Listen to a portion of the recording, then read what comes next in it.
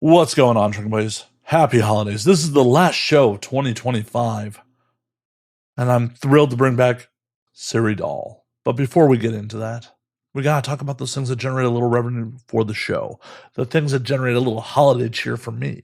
First and foremost, we are brought to you by the Patreon at patreon.com/Matt Slayer. Get the audio versions ad-free and early. Get the video versions uncensored and early on the Patreon. Plus a ton of other content. What are you waiting for? Go to patreon.com/Matt Slayer today and support the show for less than the cost of a beer.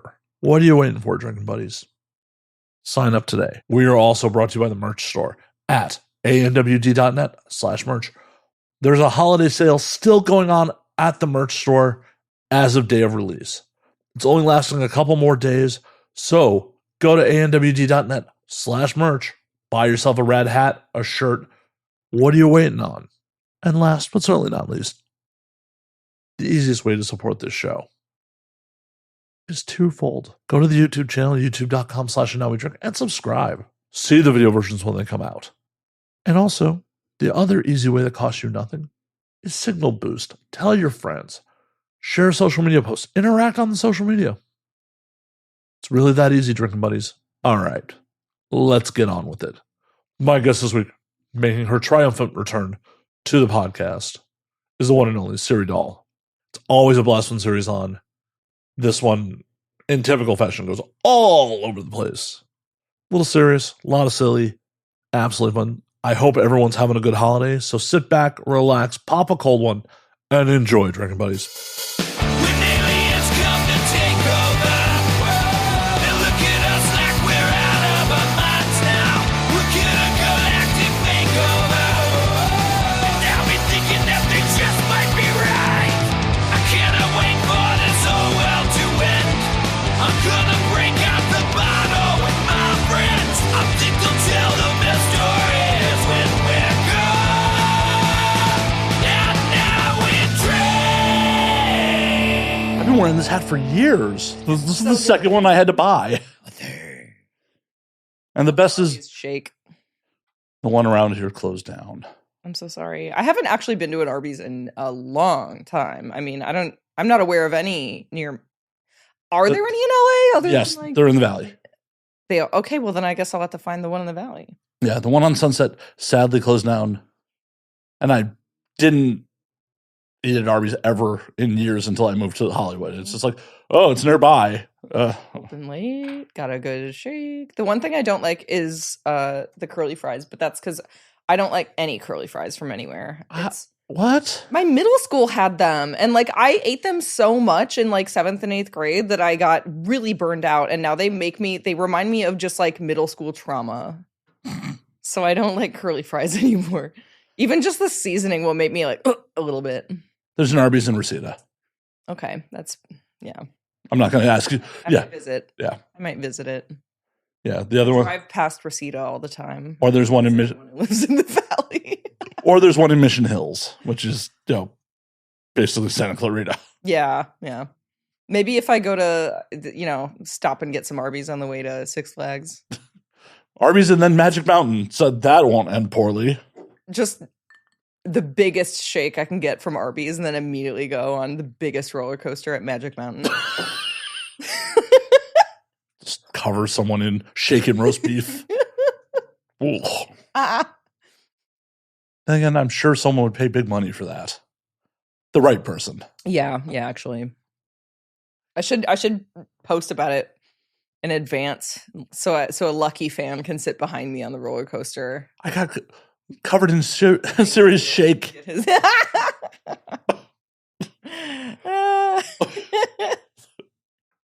See? Once again, before we got on air, it's like I don't understand, some porn fans fucking taste and what they, but I know that exists. Mm-hmm. That guy For sure. or guys exist. Someone out there listening is listening to this and is like, God damn, I would want Siri to barf on me on a roller coaster. It would make my day. It would be the highlight of my life. And just, okay, man. Mm-hmm. Not here to kink shame, but I don't get it. Yeah, I mean, bodily fluids other than like I can get into some pee fetish, some like golden shower stuff. But all the other ones, I'm like, no. Giving or receiving It on really like ugh. giving or receiving on that shower. Receiving. Oh. But also I'm like I say that and then I don't want my fans to get ideas. One, like don't start requesting that I do this stuff because one, I can't sell it anyway. Like no fucking platform allows pee content. Oh, you just got to mail them a USB drive.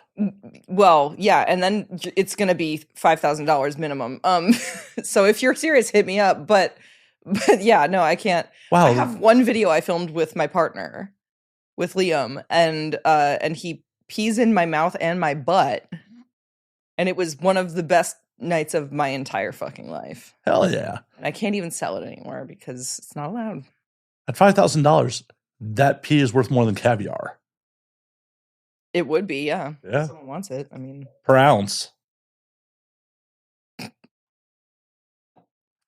That should be at least that much. I mean, because I don't. What do they want my pee for? What are they going to do with it? Like, own you. Yeah, exactly. That's why it's like no. It should be more than. It honestly be like $5 million if you're going to try to clone me with it. Go ahead. They're just ridiculous. This is the beginning of a sci-fi movie because then someday the Siri clone finds me and I murder her. Like, or she murders you. No, I would murder her. Well, for sure. She'd have to be so much dumber than me. Well, also, she wouldn't have your have to be. If she was some dude's sex life, she wouldn't have your workout routine. Exactly. She would not have your muscle mass. Exactly. She'd be just like a dipshit. She wouldn't have the life experience that I have. She wouldn't have the emotional resilience that I have. She would just be a sad little shitbag, and I would just murder her so easily. So I'm not worried about it. Fine, go. I dare you. Clone me. Try it. Before you murder her, can we have you both on the podcast at the same time? Yeah, that'd be fun. I shoot one scene with her. I'm like, I'm gonna fuck you once, and then you die. Wouldn't that be depressing if you didn't know how to get you off? Like the clone, you didn't know how to get you off. Like, honestly, that probably would happen. I'm unpredictable sometimes. You know, we don't know. We don't know what's going on. Well, she doesn't have your life experiences. She doesn't. Yeah.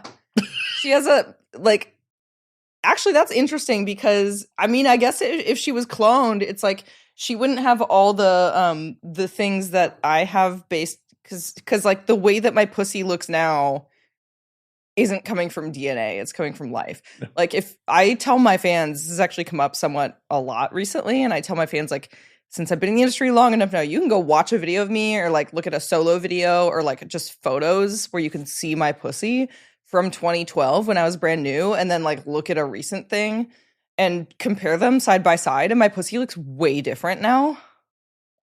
And I haven't even had that many, like the majority of sex partners I ever had were like before I entered the industry and within the first like 2 years I was in porn. I'm actually pretty low volume now in terms of how many people I shoot with. So it's nothing to do with that. It is specifically just because of the way I masturbate. I've like stretched my labia out. Wow, that's like the opposite of what a lot of people in the industry are trying to accomplish with their labias. I know. And I'm not gonna fuck with it now. Cause like why would I ever get a vaginoplasty and like have my labia trimmed when I'm still gonna masturbate the same way. Just be spending a bunch of money on a surgery, and then I'm going to end up with the same fucking problem 10 years down the line. Reset switch?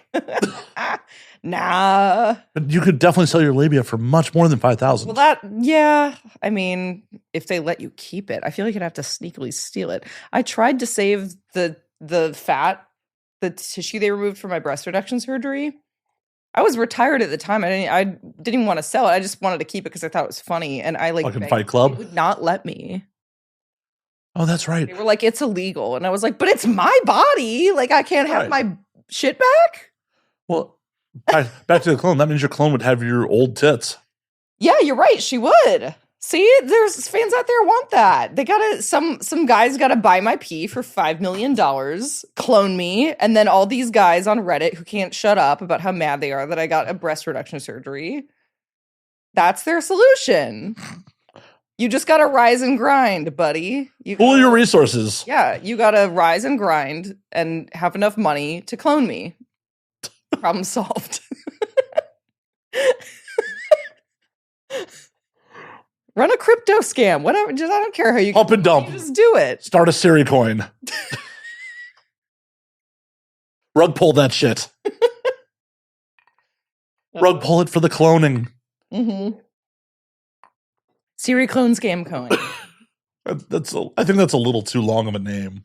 But the funny thing is, if you called it that and you sold on what's that fucking Pump fun. Pump fun, people would buy it. Like if you literally called it Siri clone scam coin, people would still buy it. That wouldn't stop anyone. It'd probably make them want it more. Probably. Because it seems to be how crypto works at this point. I swear crypto said it had uses at one point besides just buying drugs. I know. And now it's just gambling. It is 100%. Yeah. I still see like some applicable uses for like, you know, like I was just talking about like with certain kinds of content, because the way that payment processors restrict what we're allowed to sell on fan platforms, like that's the reason I can't sell golden shower stuff is because the fucking dude who runs Visa MasterCard is a shitty prude and he doesn't like it. Yeah, it would negatively impact his brand. Yeah. No, he's like a, I mean, I don't, my take on everyone who's Bill Ackman particularly, sorry to name him on your podcast. I mean, he is a billionaire. I hope he doesn't come for you. I'm not saying this. But like, this is my take on, yeah, you're right. This is the voice of Siri Dahl. This is my voice. I'm using my right to free speech while I still have it in this country. Bill Ackman, I think, is a closeted cuck. And he doesn't want to admit it, and that is why he doesn't want people to be able to profit off of selling consensually made content, such as pee-pee stuff. And like he doesn't, even pegging is like a gray area. You can't sell fisting. That's banned on OnlyFans. It's literally all just because Bill Ackman, who owns like Visa MasterCard, is like, no, this isn't allowed. I disagree with it. It's unethical. Two consenting adults. I know. I mean, hell, I thought it was ridiculous when they're like, you can't use anything that isn't phallic shaped or isn't like. I have a dildo that is pure silicone cast from a corn cob. So it's a dildo that looks like a corn cob and it's the color of a corn cob, but it's fucking bendy. It's silicone. And I made a solo video with it like a couple years ago. And I knew that like it could get me into like problematic area with like the OF like moderation algorithm. So for like half of the video initially is me playing with it and like bending it and actually talking about how, look at this dildo I got that's made of silicone, but it looks like corn. Isn't that cool? It's like I make it so blatantly obvious that I'm like, by the way, it looks like food and it's not. Wow. And then I fuck myself with it. And the video still got banned because they're like, you can't use food. And I'm like, it's a fucking dildo. Oh my God. If you can eat this, I will let you take it down. Yeah, exactly. Like, I'll send you my used corncob dildo and you try to take a bite of it and see what happens. That's where they clone you from. Yeah. From in between the kernels of silicone corn. Well, at least you now explained how your labia got how it is. All the corn. All the corn, man. The corn. Just too much corn. So fucking ridiculous. Like, 2025 is not the dystopia I signed up for. I know. I was waiting for like self-driving cars that aren't like racist and run over children, like floating cars. Those are never going to happen. Like trains that break the sound barrier that take you everywhere in the whole world that you want to go. That would be awesome. Floating cars should never happen. Never. Personal space travel. Well, that happens now if you're rich enough. But it's not personal, because even if you're rich enough, it's like Katy Perry wasn't in that thing alone. There was like 5 other people in that spaceship with her. She just didn't pay enough. Personal tours of the Titanic. personal submarine tours of the Titanic. Sometimes one way. Yeah. To be fair, James Cameron goes down there like all the time. He's just like, yeah, if you do it smart, you're fine. Well, yeah, because he knows what he's doing, and he's also not like trying to run a scam business. Did you watch the documentary? No, I didn't. I didn't need to. Oh, the documentary was none of it was surprising, I will say, but it was very tragic and horrifying, but also kind of funny because everyone the whole time is like, this guy was a piece of shit. Yeah, they warned him constantly. The minute I get into any vehicle that's controlled by an Xbox controller or a PlayStation controller, I'm out. Yeah. Mm-hmm. Those things break playing video games. Yeah. And by the time it got to that point that he was like hooking up a fucking Xbox controller to it, everyone who had been working for him for years was like, this guy is not a serious person. This guy doesn't give a shit about safety. He's flouting every single guideline. Like, his entire MO is just getting fucking rich at any cost. He doesn't care. He's undereducated. He's too cocky. Like, all the things that you would precisely expect from a really rich person. Just do a crypto scam like the rest of everyone else. I know. He would have probably not killed anyone and would have made more money had he just done a crypto scam. Right? So can I start an OceanGate coin? I'm sure that would take off. And then sink. Or implode. I promise the coin will not implode. I promise. There's no chance this coin would implode. That would be crazy. Why? I'm feel sorry for the innocent people that were suckered in and died. Not him. Don't feel a moment's remorse for Icarus over there. Yeah. No, he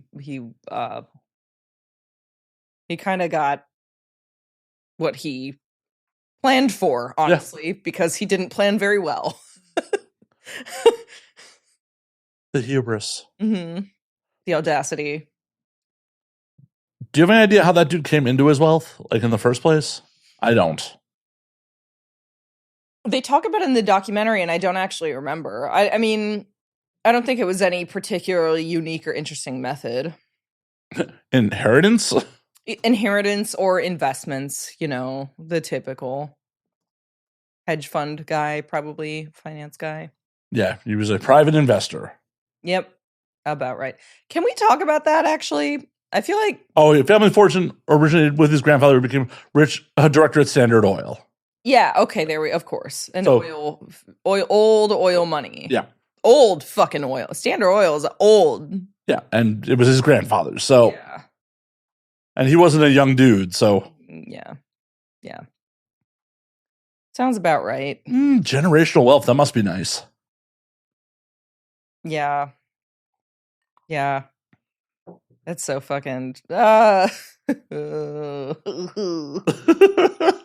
Okay, but I did... just this conversation made me think about a moment that I had. I went to the mall a couple weeks ago, and for the first time in my life, I stepped foot into a Hollister store. Why? To buy the skirt that I'm currently wearing. That is off camera. It's a cool skirt. It's just cute, and I liked it.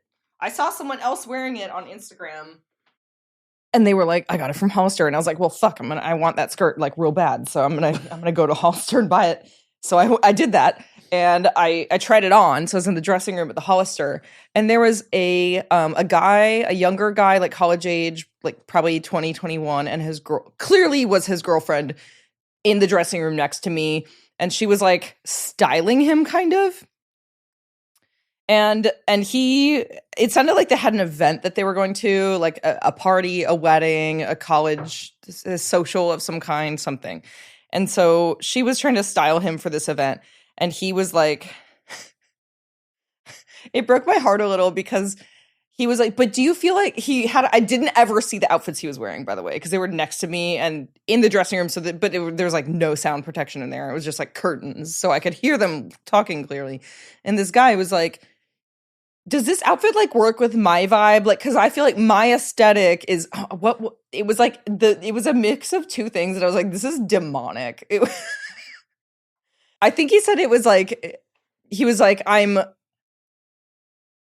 half like a Burning Man and half and finance, bro. And then I just, for the rest of the time, he just kept talking about how his whole thing is that he like wants to work in finance and that's his only goal.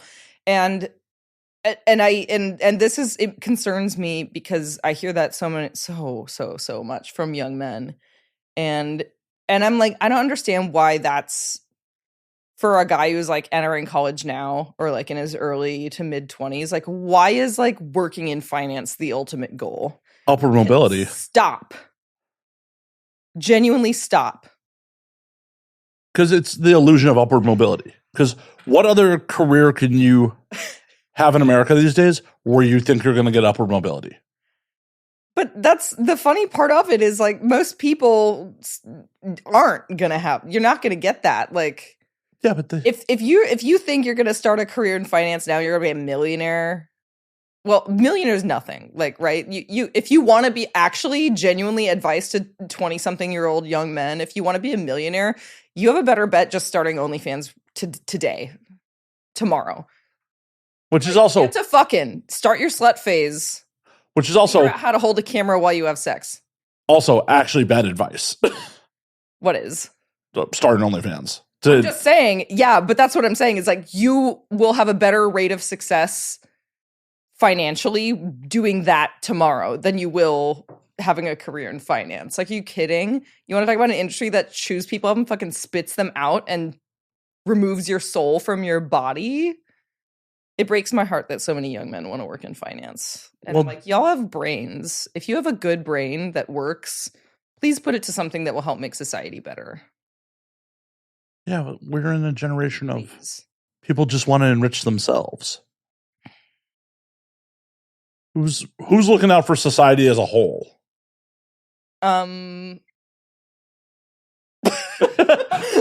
Crickets. Crickets. Plenty of people are trying to. Well, you know?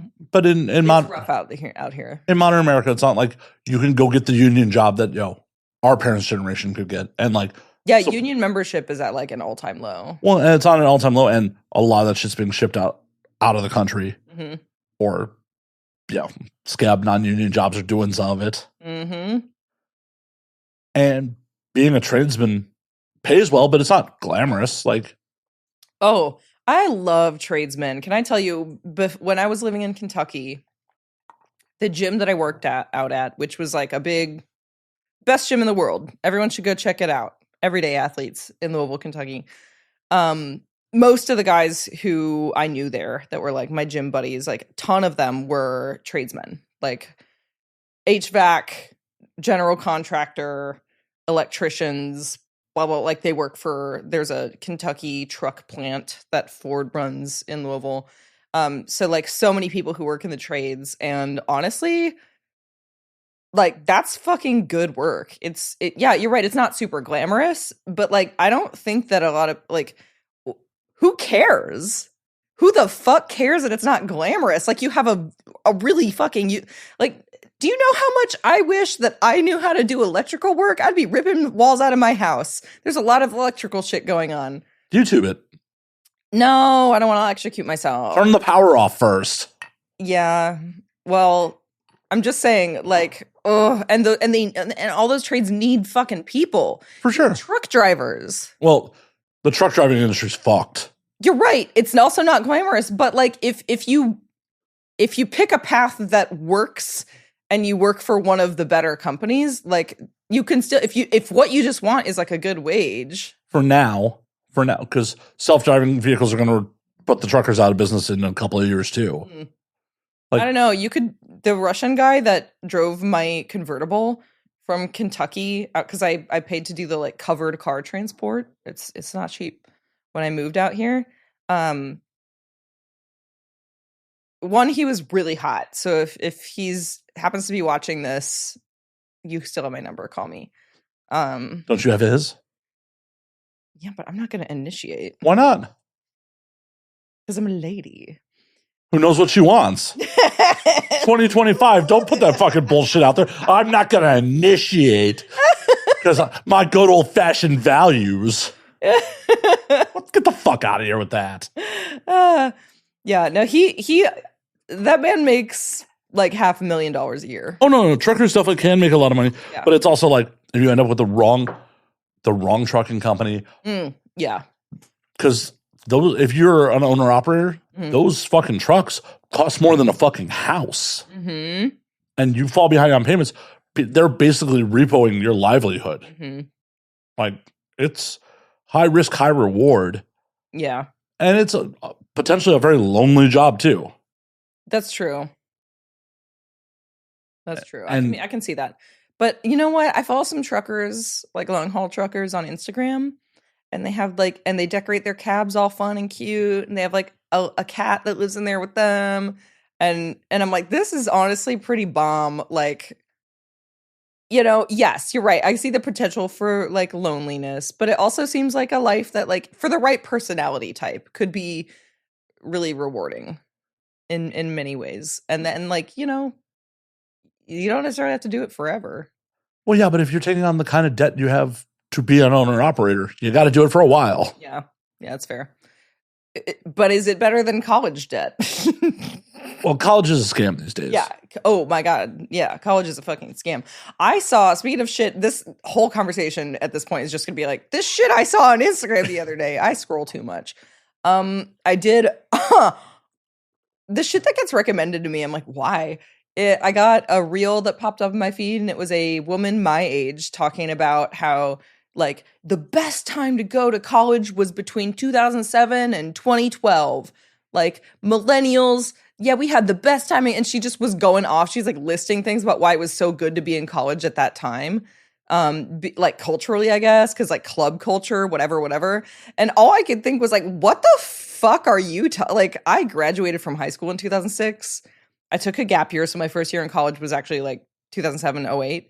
And my parents made too much for me to qualify for FAFSA assistance, but they didn't make enough to pay out of pocket for me to go to college. So my only option was to take out private student loans, which fucked me. Are you still paying them?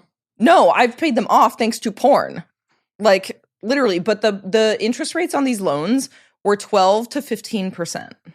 That's like fucking criminal for an education. Well, yeah, especially at 18 where you don't know how compound interest works in a lot of cases. Yeah. Well, and it was just worse because I was in college like forever. Like I couldn't decide what my major, I was just like ADHD, didn't know. I changed my major 5 times, literally officially, like submitted a new major. I took way too many classes. I had like way too many credits, but not enough to build toward any major. And then eventually I just was like, I just need to end this torture and pick a thing and just fucking finish and get a stupid degree. What'd you get your degree in? Communications and gender studies. It was the two things that I just felt like, you know, it was like a combination of I have enough credits to make it most of the way there at this point. Plus also the gender studies was like, that was my area of interest. That was like, those were the classes I really fucking enjoyed because that's like cultural criticism, like actually applying critical thinking. Whoa. Yeah, which is my favorite part. That was why I wanted to be in college forever. Critical thinking? Yeah. 2025? Yeah, like I've learned what critical thinking was in college because I went to public high schools in a conservative white suburb of Texas, and they don't teach you critical thinking there. It was a blue ribbon scholar, like award-winning school because they had great numbers for like standardized tests. Right. But they do not teach you critical thinking. And so I didn't understand what the fuck that even meant until my first year of college, and my mind was so blown that that's why I like went crazy and was like, I just want to I want to take all the classes at least once now. Give me everything. Give me. Pretty much. Yeah, I was hungry for actual information and like an actual learning environment. Yeah. The opposite of a finance bro, really. I definitely would never, compare you to a finance bro. No. Yeah, I know.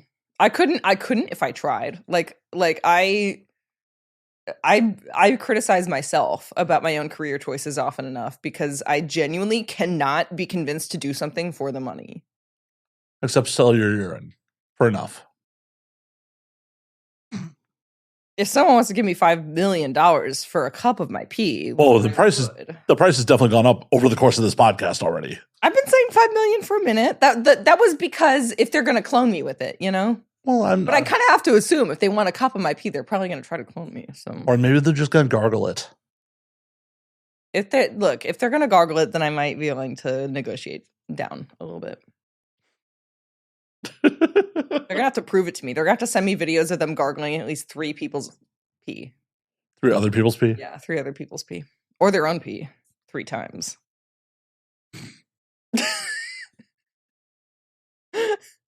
Is the video gonna have to include them getting it from the tap? The pee from the tap? Yeah. Yeah. Otherwise, like they would they might just be drinking lemon lime Gatorade or whatever. Like I hope your pee does not look like lemon lime Gatorade. I'm not, mine doesn't, but I've seen a lot of dudes pee, and a lot of dudes out here are not hydrated enough. And their pee looks sus. You ever go to the testing clinic? I mean, yes. You see the person who was in line ahead of you putting their pee on the little shelf when they leave? No, I don't give enough of a fuck to look I look at everyone's pee because I'm a nosy bitch. And I secretly, I will never say anything out loud, but I do judge. No, you just say it on a podcast. Yeah, I just say it on a podcast. It's like, no one else knows. Right. No one's listening to this thing. Ouch. I will say once in a blue moon, I have terrifying looking pee and I judge myself as well. But most of the time it's very clear because I'm a hydrated girl. Yeah, I love that every time I do go to the clinic, it's like, oh, no, I'm really hydrated today. Mm-hmm. I also hydrate extra when I go because I know, like, I'm anemic. Well, and also So I have to drink a shit ton of water, otherwise it's like really, really bad to have that blood taken out of my body. Also, someone else will judge you if Yeah, it's true. I assume that everyone else is judging my pee the way that I'm judging all their pee. The whole industry is just judging everyone else. Especially the phlebotomists, because they just look at the pee all day. I'm sure that they're just like, wow, what the fuck, man? See, like, I'm actually more concerned about, like, when you go for testing, like, when they swab your throat, and I'm just like, are they judging my tonsils? My large tonsils. You have large tonsils? I do. Is that bad? Is that like, do you get sick more often? Is that no? But I definitely have sleep apnea. So yeah. Even when I was like less fat, yeah, always been a horrible snorer. So I don't know that. I assume my tonsils are probably average size. I've never thought about them much or looked really. Well, now when you get home, time to develop a new fucking body image issue. My tonsils. Oh God, they're huge. No. Yeah. Have you ever had tonsil stones? No. The tonsils are like on the side, kind of, right? Yeah. Well, towards the back of the neck, little like pockets back there. Yeah. I've had tonsil stones before. How? Why? I think it's because so I drink magnesium before bed every night, and I was using a particular brand of magnesium, and it's a mineral, right? So like, and tonsil stones are usually just like a buildup of like sediment or whatever that gets like stuck in there. And I think it was this one particular magnesium brand, because once I switched, it like never happened again. But I had a tonsil stone, and I'm pretty sure it was from that, because I would drink this magnesium before bed. Why don't you just take it as pills? Yeah. Well, because it tastes nice. You like get the magnesium into the powder, you mix it into the hot water, and then it's like a nice, like a little sippy bedtime beverage. It makes me very happy.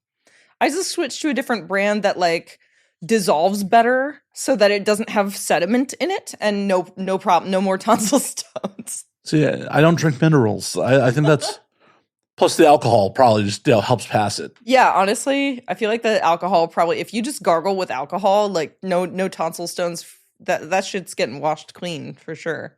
Yeah, it's a solution. Mm-hmm. More whiskey. It's fine. It's fine. Have you touched your weller yet, by the way? I have not. Did you already? Oh, shit, I have some in there. Wow, I don't. Yeah, I poured. You did, and now I remember that. Well, now it's kind of just like I like it, which is when it's like a little watery. Like, I've poured my third one already. I'm just like, have you even? Well, I finished my beer, so I haven't. No, actually, I do have a sip of that left. I'm slow. I'm a sipper. A slow sipper. Oh, I was about to say, like, I would never describe you as slow. It's not the adjective I would use to describe you, but Physically slow with some things, like sipping. You're just enjoying it. That's not slow. Mm-hmm. You're savoring, the beverage. Savor. Right. Mm-hmm. I'm just like consumption monster. Just drink it a little more. It's fine. Yeah. Besides current events, what the fuck have you been up to? It's been like 2 years since you've done the show.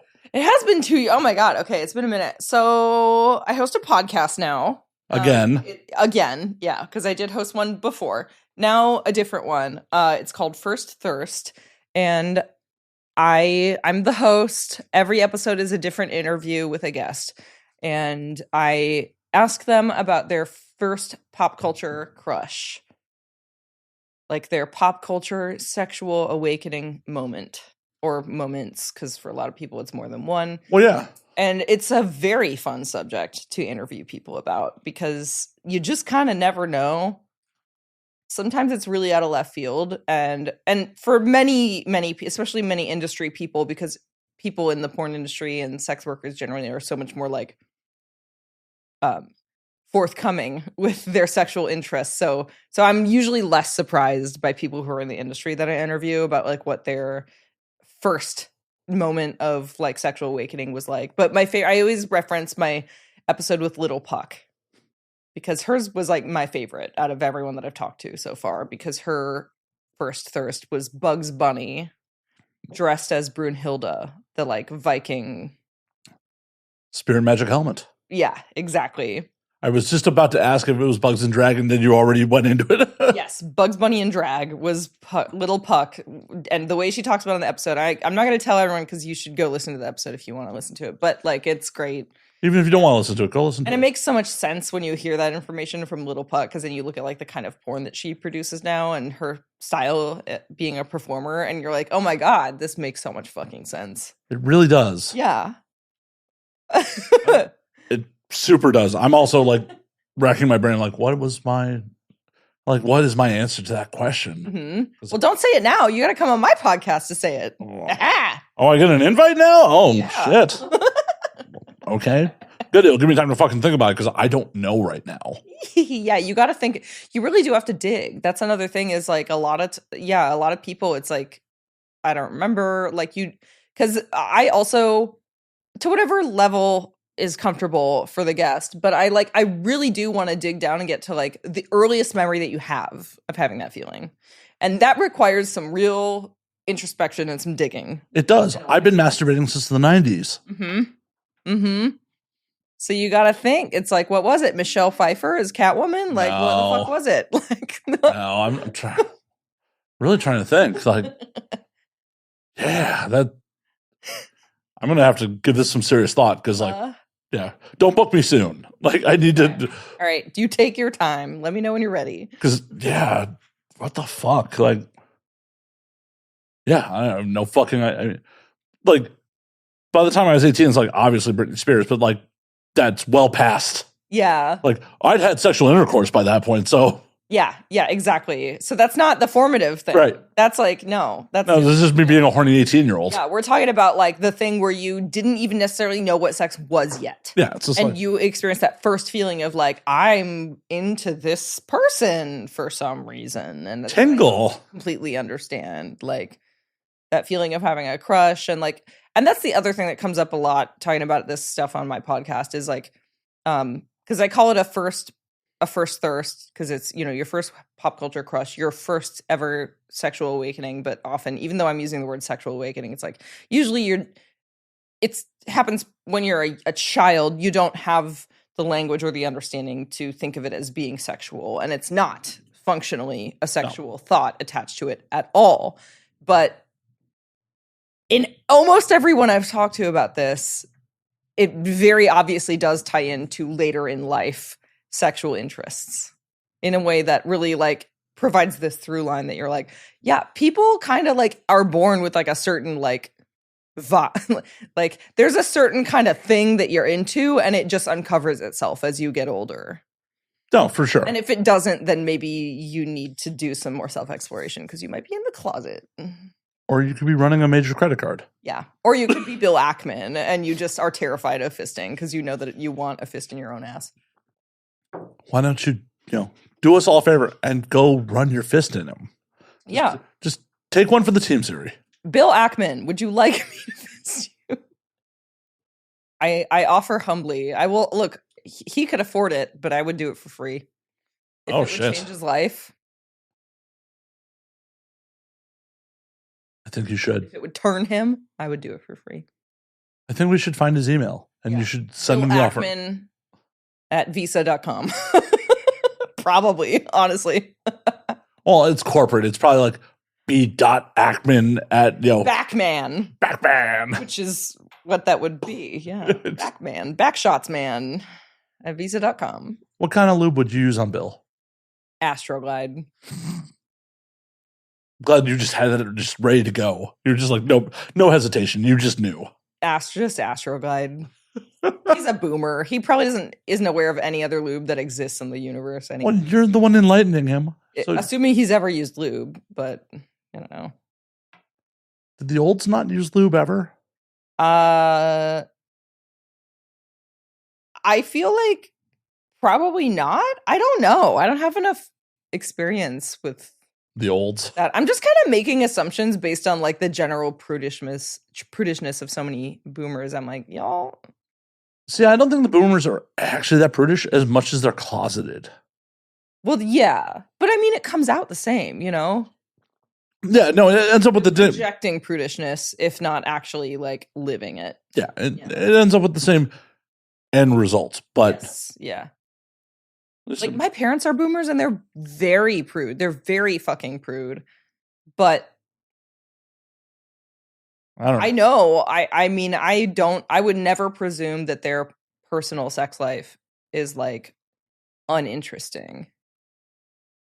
Maybe I just come from a weird fucking family because my father, never talked about it with me, but I heard stories from other people about like when he was in his 20s, like he was a Cutco knife salesman at one point and was like trading sexual favors for Cutco knives. What? Yeah.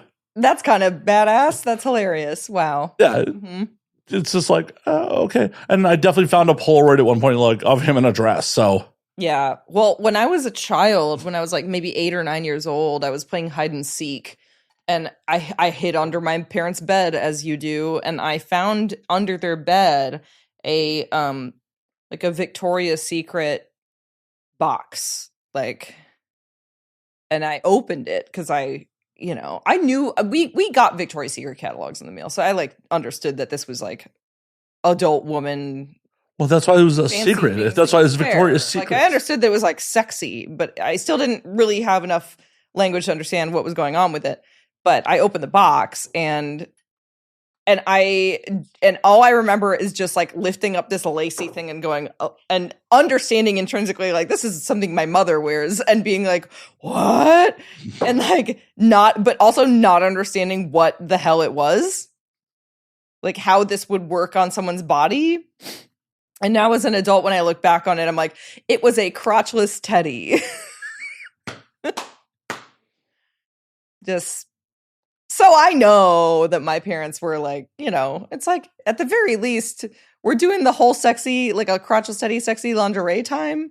Like, that's not something that you do if you're a prude. No, sorry. No. Yeah. It's just hypocritical. Yeah. Then again, I have a bad family to fucking have an example. My mother was also a lifestyle dom for a while there. So oh shit, like in her 40s. Yeah, that's pretty sweet. Yeah. So it's just like my mom should be a lifestyle dom. Even now in her 70s, I'm like she'd kill it. Grandma lifestyle dom. People are into it. Yeah. Yep. I mean, life doesn't end at 70, right? No, not at all. Not at all. Both my parents are very, very very active, and they have all kinds of weird hobbies that I don't understand. Like what? I'm glad they have them, you know. My dad's like, I'm convinced that my dad is autistic, and just in that, you know, he's too old to have ever really been diagnosed. I think, autistic, but also like has ADHD, like really severe ADHD, and some like some gentle autistic symptoms. It's a spectrum. Yes, on the spectrum. Did you know the spectrum's a circle? No. The autism spectrum? It's like a radius. Yeah. Because you think of spectrum, you think of like a color spectrum, like. Well, I think of a grade, line, like, yeah. Right? It is a circle, and it's like pieces of a pie. And radiating out from the center would be like maybe the intensity of all these different kinds of symptoms, but it's really not like, it's not like it's a spectrum from less autistic to more autistic. It's a spectrum in terms of like there's a complexity of. So it's a Venn diagram? There's a complexity of different elements, and the more of the pieces that you have on the pie, then generally the quote unquote more autistic you will seem to neurotypical people.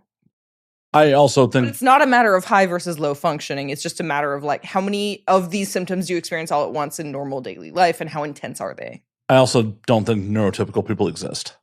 I also kind of agree with that. This is yeah. Some people just hide it better than others, but Yeah. at least of our, you know, I'm a little older than you, but like at least of our generation. Do you know anyone who's not ADHD? Do you know anyone? Almost no one. Yeah. I don't know if it's just because hypersexualization is part of ADHD and we're all. Yeah. There's definitely an overrepresentation in the adult industry because of that.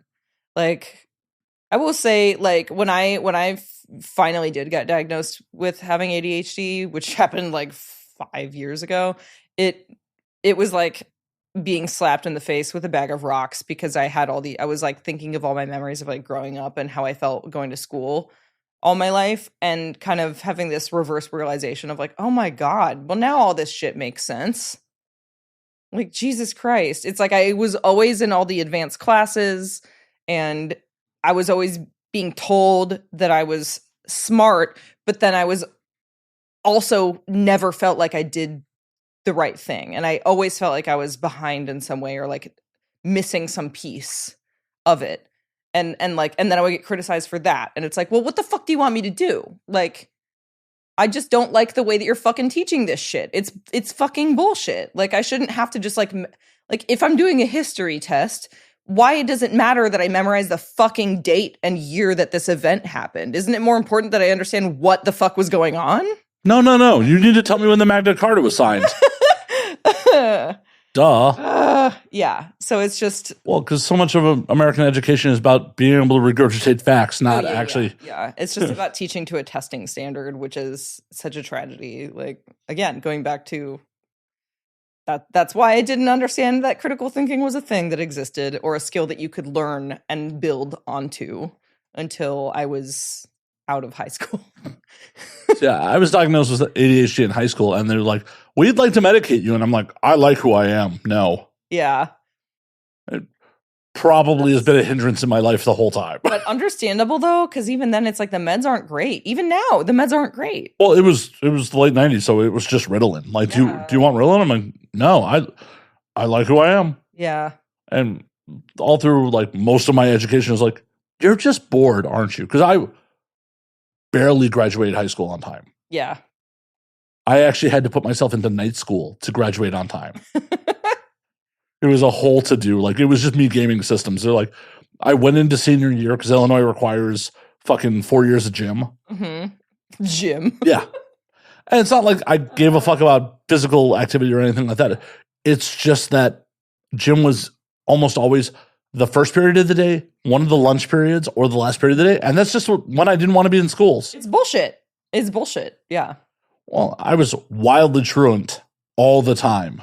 Like the second I got to high school and like was responsible for getting myself to school, I just showed up when I wanted to. I learned how to escape from the building. Nice. Like when I was in high school, upperclassmen had open campus for lunch. like as of sophomore year, I figured out how to escape the building to go out to grab lunch with my upperclassmen friends. Nice. Yeah, they were just, I was a terror. I was an absolute fucking terror. And they was just like, you're just bored. I'm like, yeah, I'm fucking bored. I don't like this. This is all bullshit. Because I also, to game the system, to be a fucking slacker, got myself put into special education. Oh, sweet. Hell yeah. I was like in the alternative school. So it's every one of the teachers is like, if you fucking applied yourself, you wouldn't be here. I'm like, yeah, but my friends are here and I do not give a fuck about it. I also had the misfortune of being tech savvy in the late 90s. Like, I'm like, oh, I'm just going to work in IT. Like, I had an IT job in 1996 in high school. Yeah. So it was just like, I'm just going to fucking work in tech. Like, this education. I'm just picturing you in like a 1995 hackers style montage. And the song from the like anti-piracy thing that used to play before woo, is playing, and you're like, and you're just typing away on a keyboard. You're like, I want to work in computers. Oh no, I was a kid in high school who I ran a BBS from my fucking home PC. Yeah. Yeah, like I was that kid. Yeah. Like I was working in an IT department in 1990s. Are you going to LAN parties? Oh yeah. Hell yeah. Hell, we used to hang out at a LAN cafe. Oh my God. Yeah. Amazing. Play fucking Warcraft and play Warcraft 2 or CNC Red Alert. Like, oh no, I was a giant fucking nerd. The fact that I got laid at 16 is a fucking small miracle. Congrats retroactively for that. Yeah. I knew guys like that in high school. I didn't know them well. I was pretty introverted with any dating related subject material in high school. Oh, I did not fuck someone I was dating. Well, yeah, fair. I fucked someone who was dating someone else. I didn't fuck anyone in high school. I was scared. Well, which should have been much more in my generation there, because they definitely convinced us that like if you had unprotected sex, you were going to die. Yeah, no, I actually had that too a little bit. I mean, I knew that it wasn't true, if that makes like, because I was the kind of nerd that I over-consumed information about sex education. Because also it's like going to the school that I did, like conservative suburban Texas public high school, we didn't have sex ed at all. Really, it was abstinence only statewide. So like we didn't have meaningful sex ed of any kind. And my mom tried to give me a sex talk when I was like 12, and I literally stopped her. I was like, please don't. This is embarrassing for both of us. I've seen your teddy. I was like, I have books. I would like to read books about it. You don't need to. I was like, if it makes you feel better, you can tell me how a baby is made, but I really don't need to hear it from you. Honestly, I feel like you may have gone a better route, because like I got sex ed in 5th grade and in high school, but it was scare tactics. Like they showed you pictures of like the worst HPV breakouts you will ever fucking waffle. Yeah, effectively. It's like, oh God. I've definitely said this on here before, but like the first time I like intentionally had unprotected sex, and this is in my late 20s. Yeah. I freaked out. Yeah. Like, and this is someone I was hooking up with on the regular. Yeah. And it was literally like in a moment of loss, she's like, just put it in me. And I'm like, okay. And then you spent like the next week thinking that you were on death's doorstep. Yeah. Completely just yeah. dumb. Yeah. But that's how indoctrinated, and like even in like fucking suburban Chicago. Yeah. The fucking liberal sex education was like, it's wild how crazy it is, and there's just so much misinformation. And so like my thing was like I was deeply curious about sexuality and everything to do with sex from a pretty young age. Like my earliest memory, like being deeply curious about it and like wanting to find information, was when I was probably around like 7. And obviously like just out of curiosity, because I didn't fucking know what anything was. But by the time I was like, actually going into like middle school, like 11, 12, 13 years old, then I was like going to the library and renting all the books that I could find about sex ed, and like reading all the Q&As in like teen girl magazines where they would like answer questions about sex stuff. And I was like obsessively consuming information about it. So I almost had like an information overload on it, which made me genuinely have the attitude all through high school where I was like, I genuinely want to fuck someone, but I also don't like feel like I want to rush it. Like I just felt this sense of like everything I've read, because I'm a big nerd about this, tells me that like the first time it happens, it's just going to be so underwhelming anyway. Like I'm not in a rush to have the most underwhelming time of my life. So like I'm just going to fucking chill out. And eventually I'm sure it'll happen. And my main concern at that point was just making sure that it happened with someone who at least I felt like I could tolerate, which was not most of the people I knew in high school. And then when it did happen, when I did lose my virginity, it was fantastic. I had a wonderful time. Good on you. His name was Steve. Shout out, Steve. I mean, that should be bragging rights these days. Like, that's right. I took Siri's virginity. Well, I mean, and it's wild that, like, we still have that, like, ancient fucking took someone's fucking virginity. I know. Like, it's a fucking spell. Like, it's a curse that was placed on you since birth, and the one true love has removed it. Like, took their virginity. So dumb. It's a goofy way to phrase it. It's just, humanity in general. It's like, oh, we are really stuck in our ways on a lot of shit. Mm-hmm. And then, hark back to like fucking when people didn't even shit indoors. When they would just, dump their like giant copper. Yeah, their pot out the fucking window. Their cauldron of poop out the window into the street. Well, I think it even harks back to even before then, where it's just like, oh, I'm gonna dig a hole in the sand, and we're yeah. It's just like just people pooping upstream from their own water source, just willy nilly. Yeah, and it's wild that like as a society, as a species, how much of that shit still fucking governs shit we do this day. Oh, well, I mean, sorry, look no further than RFK. That's brainworms. That's all brainworms. That man is literally just like, he is the modern day equivalent of shitting into your own water supply. And then wondering, why do I have parasites? Why do I have these brainworms? How did he get the brainworms? I don't even know. I'm assuming it's from like eating roadkill, since he's admitted to doing that on at least 2 occasions that we know of. I love that. How did RFK and the Google auto-completed get a brainworm? Like, I hate this timeline. Okay, can we actually pause recording so I can pee again? Yeah. Siri's back from urination. I have relieved my bladder and I feel great. Good. Yep. Good. And my pee was clear, by the way. I was not inquiring, but I'm just reporting, since we talked about judging pee, and I did look at and judge my own pee, and it looks great. I've never said I was judgmental about anyone's pee.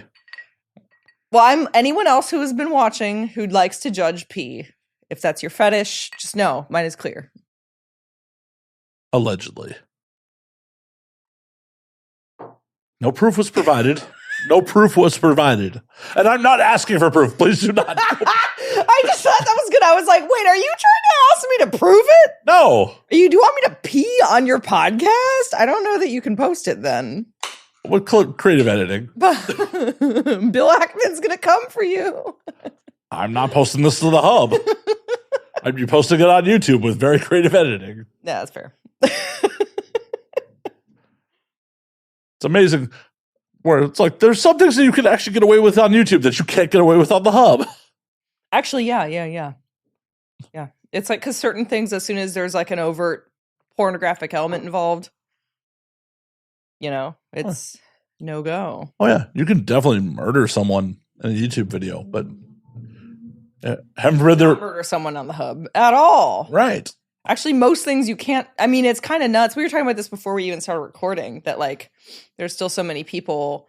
Because like, I mean, when I talk about, because I talk about censorship a lot on my fan platforms and on public social media.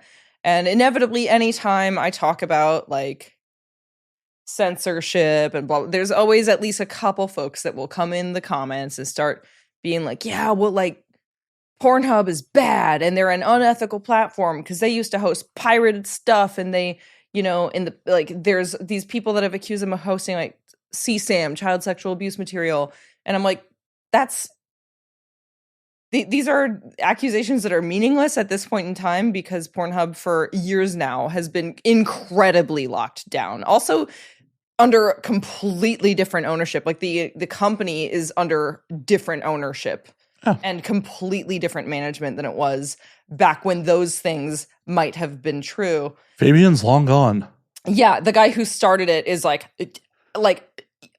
in another universe. Like, who the fuck knows where he is? Like, and seriously, no one ever liked him anyway, for the record. But if you're interested about the history of like the hub and shit, go listen to a podcast called The Butterfly Effect. The Butterfly Effect is pretty good. Also, watch the Money Shot, the Pornhub documentary. I don't know who could have possibly been in that. Who could have possibly been in that thing? Also, honestly, it's obviously a little bit of a biased resource, but Pornhub has a podcast of their own called Terms of Service, and they talk about censorship, and they're pretty fucking transparent about like what they deal with as like running this platform. And which isn't to say that, I mean, they're still like a corporation, they're still a for-profit company. So like, and no company I think is ever like above reproach or criticism. But in my view, I think they're like doing a generally a pretty good job of like handling the moment. And in fact, sometimes I'm like, their moderation is so locked in that it's like a little bit fucking annoying as a creator. Because when I upload like I'll try to upload a 7-minute to 9-minute solo masturbation clip, and it takes 4 days to get approved. It's the corn. Anyone can see it. It's the corn. And it's not even with a corn dildo. Wait, you masturbate without a corn dildo? That's how locked in it is now. Yeah, it's like everything that gets uploaded on there is subject to a full moderation review before it ever sees the light of day. And so when I see people now being like, Pornhub's bad because they host this stuff, I'm like, you are spreading false information. And that's stupid and bad. Because also, it's like when you say something like that about the most well-known porn site of all time, a lot of people who are just like, bystanders absorbing this information are going to take what they hear you say and extrapolate it, assuming that it applies to the entire porn industry. So when people say things like Pornhub is hosting abusive material, it's like so many normal folks who have nothing to do with sex work, who don't know a sex worker, who don't know a porn star in their lives, they hear that and they assume, oh, well, that just must mean everyone who does porn. And it's fucking harmful to spread that misinformation. Well, yeah, because a lot of people are fucking idiots. Yes. Yeah. Unfortunately, that is true. Yeah. Every day on interacting on the internet is like, holy fuck, humanity's doomed. Like, look, there's a reason that I bring up critical thinking. Well, it's not even critical. I spend a lot of time thinking about how important it is as a skill to learn and use, and how tragic it is that it is being lost. And well, it's also the fact that fucking nuance is fucking dead. Yes. Nuance is fucking dead. Yeah. It's either this way or this way. It's like, well, but there's a lot of in between in the fucking DMZ there. Yeah. Yeah. There's a whole lot. Yeah. It's like, Gustavo is one of my favorite people. I know. I had to yell at him to. Gustavo Turner, one of our friends. He's a photographer. He's a writer. He's great. Gustavo's great. He's amazing. A little inside baseball. I booked this while we were at a fucking pool party, and then realized I don't have Siri's number, even though we've known each other for years. And when you did contact me, I was like, oh fuck, like I realized because I was at a pool party and I frankly, was drunk when we talked about it, and I didn't remember to add it in my actual calendar. It's all good. I also DM slid you like 3 days ago. On which platform? Twitter. See, I don't even check DMs on Twitter. I do on Blue Sky. Oh, I didn't even think of as a giant Blue Sky proponent. I didn't even think to go to Blue Sky because I use Blue Sky, but I don't use Twitter anymore. It's just I have like auto things that tweet out when someone like buys something from my wish list, but I don't use Twitter otherwise. And I'm just like, well, Instagram's a stupid place to DM someone. I didn't even, wow. Yeah, if you had DM me on Instagram, that would have been the worst because you would have gotten an AI bot response. Yeah, well, I didn't even bother. I'm like, because you don't even follow me on IG, so it's just like I can. I don't care if you do or not. That's your call. Like, If you want the option to DM me on Instagram. no, I have your phone number now. I can just text you like an adult. You can DM me the original way. Yeah. But it was just like, who can I, text real quick to be like, hey, is Siri alive? Because you had posted on Twitter in a couple days. I didn't realize you weren't actively using it. Oh, yeah. That's why I responded when you texted me. I'm like, oh, I'm glad to see that you're alive. Because you hadn't posted it on Twitter at all in like 3 days. I'm just like, no wonder she hadn't responded to my I DM. hadn't posted on anything. And yeah, no, I have had a really like low activity week on the internet, on the public facing internet. And would you like to know why? Because there's a reason why. It's because I decided I actually had like a brief sickness last weekend. I'm starting on like Friday and Saturday. I kind of had to cancel some stuff and stay at home because I thought that I was like, I just took a COVID test because I was worried. And I think what it ended up being was just like either really bad allergies or like a 24-hour cold. But because I was like, wow, I finally have a fucking day off. I never get those. I decided to start Cyberpunk 2077. Fuck yeah. And but now it's a problem, and I have a problem with games. So did you start Corpo? So Nomad? Now that's all I'm doing. Nomad Street Kid? How'd you start it? And that's why I haven't been using the internet really. You're not answering the question. Because all I've been doing is obsessive. Right, but what origin did you start? Okay. See, I did a playthrough in 2020. Oh shit, when it was buggy as hell. I did it on PC, it worked. So what's funny is I have it on PS5 and I also have it on PC because I think a fan like gifted it to me because they wanted to make sure I could stream it on Twitch eventually. And I've had both copies downloaded since it came out, but I never even launched the game once until this past week. Yeah, I did a 100-hour playthrough. I did 13 parts of my Twitch streams. I Twitch streamed the whole 100 hours. Ooh. And I was loading it to like my gaming channel, calling it Night City, bitch. I had a rapper friend of mine use the beat from Rack City for my intro. Night City, bitch. It's so good. I got like 13 parts into it and just stopped like editing because like this is getting no views. And like I it's not the pandemic anymore where I just have infinite time to do my own creative shit. Yeah. But it's a fun game. I've been seeing YouTube videos about like all the patches. I'm like, do I want to do another run through? Do another run through? Do you know how little time I have? I've run into like 2 bugs in the game so far, and I've been putting hours in. I made 100 hours, and there were only a handful of unplayable bugs in that whole 100 hours. Mm-hmm. I also had a bleeding edge PC in 2020, so it was just like, yeah, it works fine. I was running a fucking 2080 Super on a i9 9900K with a fucking 64 gigs of RAM. I was like, this bitch is fine. What's wrong with you fucking plebes with your fucking Oh my god, you could do the 100 sim challenge on that kind of PC. Yep. Yeah. No, it was like I built myself I used all my Stimmy check to build myself a really good editing / fucking gaming rig. Oh yeah. That's money well spent. It still makes me money to this day because I haven't upgraded it since except for fucking storage space. Yeah. On another 64 gigs of RAM. But yeah. I mean, my gaming PC is pretty crazy as well. What are you running? I didn't even know all the specs off the top of my head. Poser. I did a custom gaming PC from Built, like BLT, whatever the fuck it's called. You didn't have someone just fucking actually put it together for you? No, I looked into it, but honestly, at the time, it was like I was like, I've got more than enough money to spend on this thing, and I was more about the efficiency, you know. It's like a one-day project. Yeah, I know. I know. I was just taking advantage of the privileged position I was in then. I had a lot more disposable income than I do. The economy's different now, but yeah, the whole thing cost me. We're expensive. But amazing. And like, it's kind of like, I won't need to upgrade anything in that thing for a very long time. I'll say that. No, hey, I could do the 100 Sims challenge on it. If nice. I wanted to. Nice. Yeah. I don't want to, so I won't, but I might do the 100 Sim cats challenge because I do have the Sims installed and I do play it once in a while. And are you removing ladders and leaving them in pools? No, I don't torture my Sims anymore. That was a thing I did in my youth. Like 2-3 years ago? I mean, I haven't really done Sim. No, I mean, You're dodging the question there. You're like, well, I feel like we're a judiciary committee and like I haven't. I mean, I grew up playing The Sims, and I would find very creative ways to torture them. Because I would, it's like you play enough time, you get kind of bored. Especially because it was a lot more limited. When I first started playing The Sims, it was on Xbox in 2001. The first time it was released on like a platform other than PC.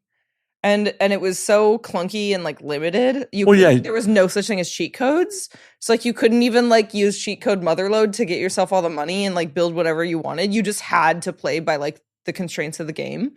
And so that's honestly kind of forced me to start torturing The Sims because I was like, what else am I going to fucking do? Like I've done everything else. Give them a good life. Well, that's no fun. That's toxic. See, I don't need to torture my Sims now because my strategy is just that my Sim is like a crazy cat lady and she lives with like a great number of cats at any given time. There's like 7. So she has mycotoxin. She definitely has toxoplasmosis. Yeah, that's the one, yeah. 100%. Yeah. I mean, I'm sure I do too. I live with 2 cats and they walk all over my face when I'm asleep. But there are studies that show that it makes you hotter. So yeah, I'm not taking that risk. Yep. I don't want to care for other living things. But I have the expansion pack obviously I have the one for pets, but there's like a cheat, or I don't remember what it is because I haven't done it in a minute, but like there's a cheat code or like a thing you can do to where when your pet dies, you can revive their ghost so that their ghost lives full time with you instead of just appearing in the midnight hours as a ghost, but it becomes like it's like they don't look alive because they look like a ghost still. Yeah, they're still dead. Still like they live full time in your house. They still like cause mischief and like, fight with the other cats and whatnot. So essentially my Sim lives with like at any given time about 10 living cats and like an increasingly large number of ghost cats from all the cats that have been there before. And stop feeding. Yeah, my goal is to like have at least 100 ghost cats living in my house with me. In The Sims. That's so ridiculous. Yeah. It's honestly, my Sim doesn't have a job and I keep having to build additions to the house because there's just so many fucking cats. I have to like, all I do is like walk around the house all day cleaning up after the cats and like cleaning litter boxes. Make them more ghost cats. Ghost cats don't poop. I swear to God, some of them do. They're not supposed to, but I question it because the amount of, it's like, the living cats are still the same number, but I'm like, I keep having to add new litter boxes. I don't trust these ghost cats. Do you believe in ghosts in real life? That's an interesting subject that I would like to explore further. I don't actually have any personal experiences that I could attribute to like a ghostly presence, but there are actually a number of folks close to me who have had experiences that they attribute to essentially a ghost, and I trust those people and I don't want to question their sanity. So I'm like, I honestly am willing to just sign up on like, sure, I think ghosts exist. No problem. Would you want to be a ghost though? Would I want to be a ghost? Yeah. Well, so basically you're asking me, do I want to die with unfinished business? I mean, I don't know. I don't think. Because isn't that what makes you a ghost? Is like your spirit lingers because You plan to get everything fucking done? Go, ooh la la, fancy pants. I'm never getting everything fucking done. Like, fucking bougie ass. If I die tomorrow, I'll become a ghost because I haven't yet completed my 100 ghost cat sim journey. And that will be my unfinished business. Just learning how to operate a mouse as a ghost. Yeah. Just haunting that Sims game. Poor Liam. My partner, just at home, getting woken up in the middle of the night every night, and then hearing like clicking sounds coming from the office. It's my ghost ass in there. Well, and the worst part is like if the hard drive crashes and you lose the save. Yeah. Like you just have to start over as a ghost. Mm-hmm. That's so sad. Aw. I would have a lot of fun being a ghost because I am also kind of like a little annoying turd. Like that's a really big part of my personality matrix is like being a goblin. I mean, that's not how I would describe you to anyone, but okay. I like to fuck with people. I like like little pranks. I like to like be a little bit annoying on purpose, but not like enough to like make someone actually mad, just enough to like be cute and annoy them. Yeah, okay. Which is like perfect for a ghost. I could be like an adorable translucent nuisance. Well, that's the subtitle for this episode.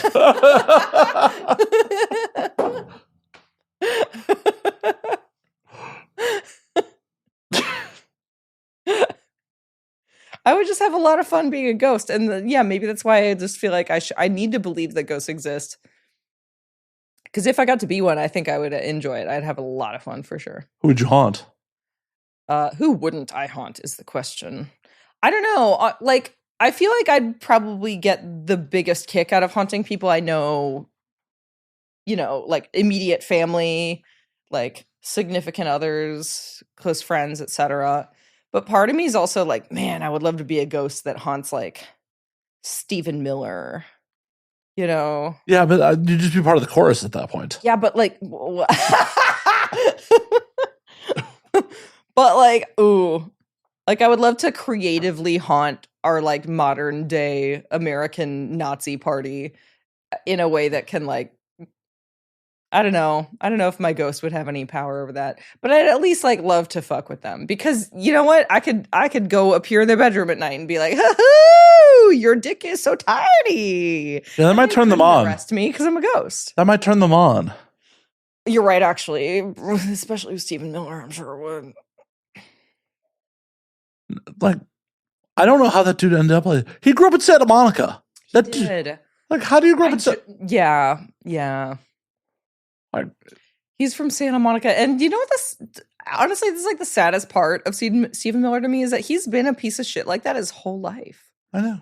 It's just like, bro, you haven't even tried branching out into anything else. Maybe it was childhood brain life. Maybe it was childhood brain trauma. It's something for sure. Like I have a hard time understanding how someone can just be that horrifically shitty and bigoted from day one. Like, that's crazy to me. Stephen Miller's married. Well, now he is. Yeah. I mean, I'm sure that was for political convenience because, it makes you look more level-headed as a politician, especially when you're Nazi. Like, if you're not just like a single man. His wife's not unattractive either. Well, yeah, of course she's not. Have you seen fucking Kash Patel's wife? Or his girlfriend, I guess. They're not married, but no, his girlfriend is 100% a honeypot. She's like a fucking CIA agent. Excuse me, not CIA. She's fucking Mossad. Not to espouse conspiracy theories, but there's a lot of evidence for it, and I'm like, I believe it. Honestly, I truly believe it. Yeah, she is also conventionally attractive. Mm-hmm. Hey. I'd like to believe that it's just being a successful podcaster gets you, very attractive women. Yeah. I'm going to lie to myself and tell myself that. Because does Joe Rogan have a wife? Oh, yeah. He's married with kids. He has kids? Oh, yeah. Does he see them ever? Or is he? Oh, yeah. Really? How does he ever see his kids when he's doing recording 20-hour-long podcasts every day? From what I understand, Joe's actually like a pretty doting father. Like, he's done everything in his power to keep his like wife and kids out of the limelight. He clearly has, because I just asked. I was like, I didn't even know. From what I understand, like his wife is actually used to be a waitress at the Comedy Store. That's pretty sweet. Yeah, that's cute. That's cute as hell. But yeah, Joe. I believe Joe has 2 daughters.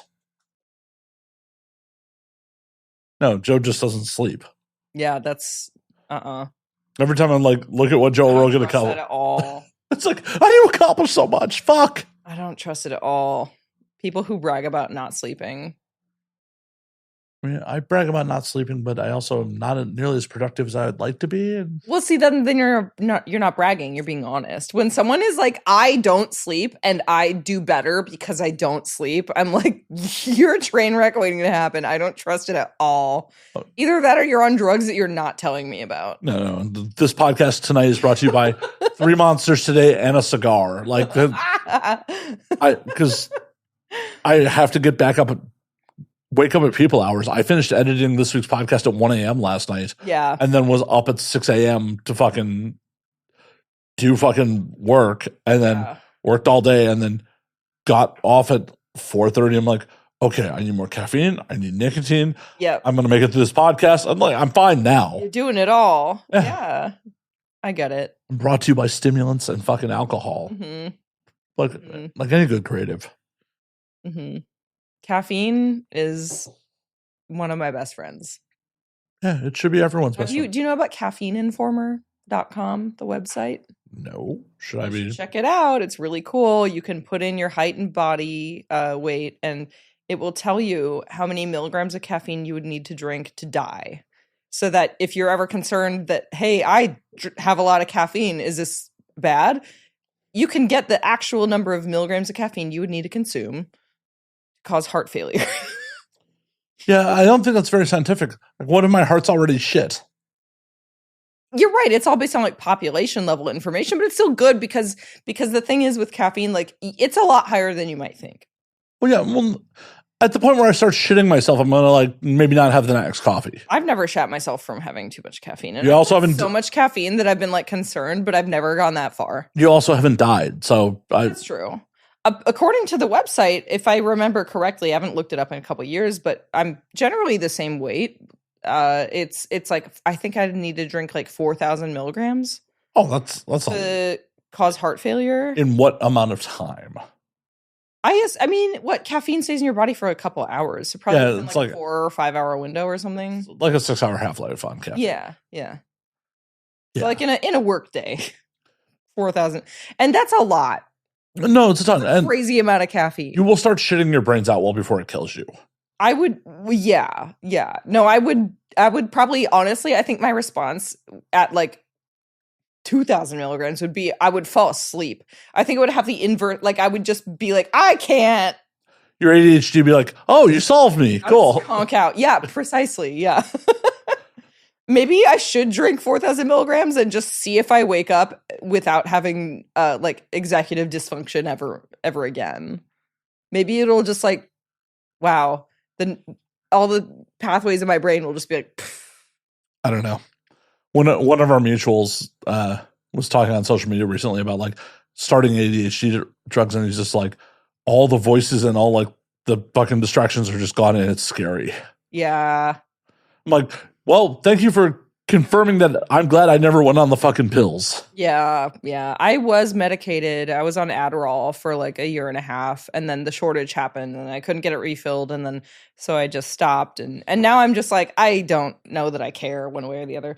Because when I was on it, like it was very useful, but also like I don't know, like I really didn't like the side effect of like it suppressing my appetite. That pissed me off. That ruined a lot of things for me, because as a power lifter, it's like really important that I eat. Well, food's good. Food's Yes, tasty. and I like food and I like eating. And so the appetite suppressant effect was like annoying, because I'm like, no, this is bad. I'm like getting worse at lifting because I'm not eating enough. I gotta have the energy to do the lift. Right. And honestly, and that's kind of where I kind of decided, like, I don't care about being medicated for it as much, because actually lifting, like doing my powerlifting and following my schedule with that, has done way more to mitigate the worst of my ADHD symptoms compared to ever having been medicated. Like, it does so much more for me. You found your solution. And it's one of those things where it's like, I've been ADHD for so fucking, my whole fucking life. And it's just like, oh, no. I just learned the tricks of the trade that I need. The things that work for you. Yeah. Like your personal little hacks and stuff. Yeah. It's like, I need deadlines. I need deadlines to operate. I need deadlines. And then also, like, I hired, Alex Steed. Mm-hmm. So he's my business manager now. I started working with him early this year. I just hired him on to be my manager, because I kind of already, I've already had help that I've hired in other areas of work for a couple of years, like on and off, like on a contract basis. But it kind of started to hit me where I was like, I'm so bad at managing my own time. Like, I honestly really need, like, at first I was like, I should hire an assistant. But then I started to realize, like, well, hold on. If I hire an assistant, then they do what I tell them. Like, I have to still prioritize things and delegate to them the things I don't have the time for. And I can't even make myself do the prioritization and the delegation. So what I really need is a manager. I need someone that I pay essentially to just be like, what are you doing? What are your goals? Like, Have you accomplished your shit today? yes. And so it's great because that it's like, and also it just makes it a lot easier because now when I book collab shoots and stuff, I just have manager arrange a lot of it on the front end with scheduling and such, which reduces the likelihood of me like failing to respond to a text for 2 days, because that is a thing that I do a lot. I know nothing about this. Mm-hmm. I know absolutely nothing about this. Yep. What? No. Yep. No. Oh. Yeah, I told Gustavo when Gustavo was like, "Are you alive?" I was like, "Yeah, I have a thing in my brain where like basically I like go through spurts where I'm like really on top of things, and then literally it's like clockwork. Every like 20 calendar days, my brain just implodes somehow, and I decide that I can't look at any emails or text messages for like 2 or 3 days. And just as far as anyone outside of my house knows, I've died. And then people are like, "What's happening?" And then I'm like, "Okay, hold on. All right, I am here." Like, Well, yeah, that's why I asked for proof of life. Like, because I hit Gustavo up on Tuesday to like reach out to you. I'm like, and then didn't hear back from either one of you. And on Wednesday, I'm like, "Did you hear back from Siri?" Like, I gave her your number. mm-hmm. And he waited. It was more than 24 hours when I responded to him also. So yeah. I was like, "No, I'm alive. I have not died. I've been having my, bi-weekly mental breakdown." I didn't take it personally in any way, shape, or form. I was just like, this is why I confirm with people like 72 hours out. Yeah, that's smart. Because it's like, Always a good idea. I've been in this industry a long fucking time. I know how things work. It's like, it was just like, oh, hey, if you had been like, oh, I can only do it last night, I'd been like, oh, fuck, because I was exhausted. But oh yeah, no, tonight was great. This is perfect. Yeah. Yep.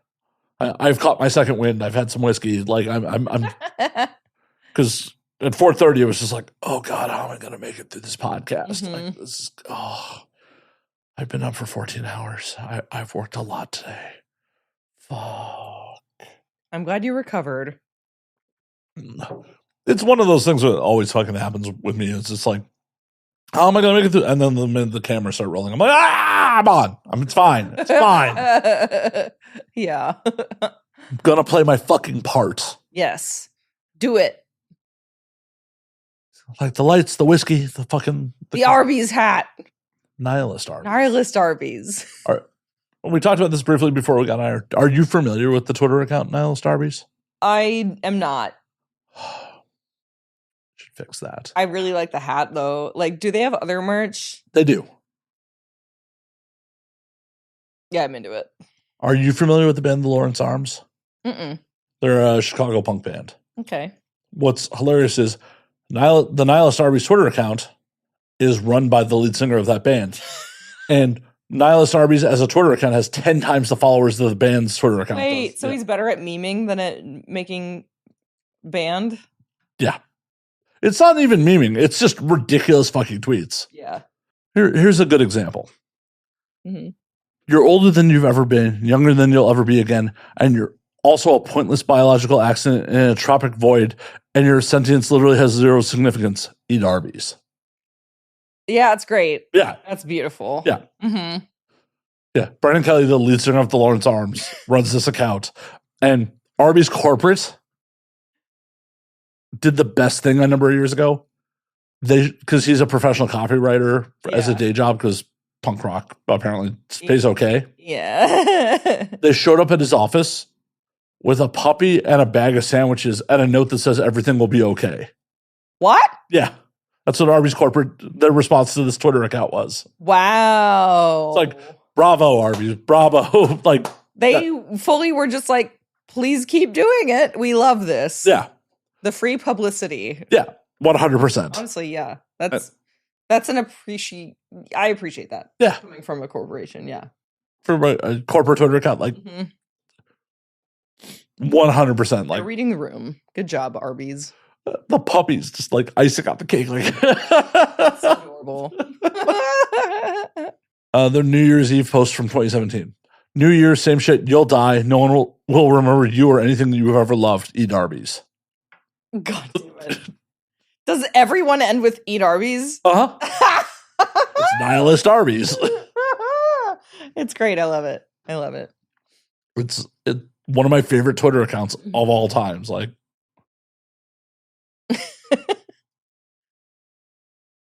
just, you can't beat that shit. Mm-hmm. Oh my God. Arby's. It is working though. Like, I appreciate the tone, and also it's making me want to go to Arby's. So I see why corporate Arby's was like, thanks for your service. They tweet shit like, now that you've done with your Saturday morning abortion, why not head down to Arby's and put more questionable meat in you? Eat Arby's. I love it. Yeah. A pro-abortion nihilist Arby's tweet. Yeah. Doesn't get much better than that. That's why I rock the merch all the time. Yeah. Because it's the best sort of fucking like just, it's so fucked up. It's so dark. It's like, I would love myself a nihilist Arby's hat, but it's got to be a dad cap. what is a dad cap? Like the more they're like the shallower fit where it has like I don't know how to describe it. Like it's like the more 90s kind of style baseball cap, I guess. That's less.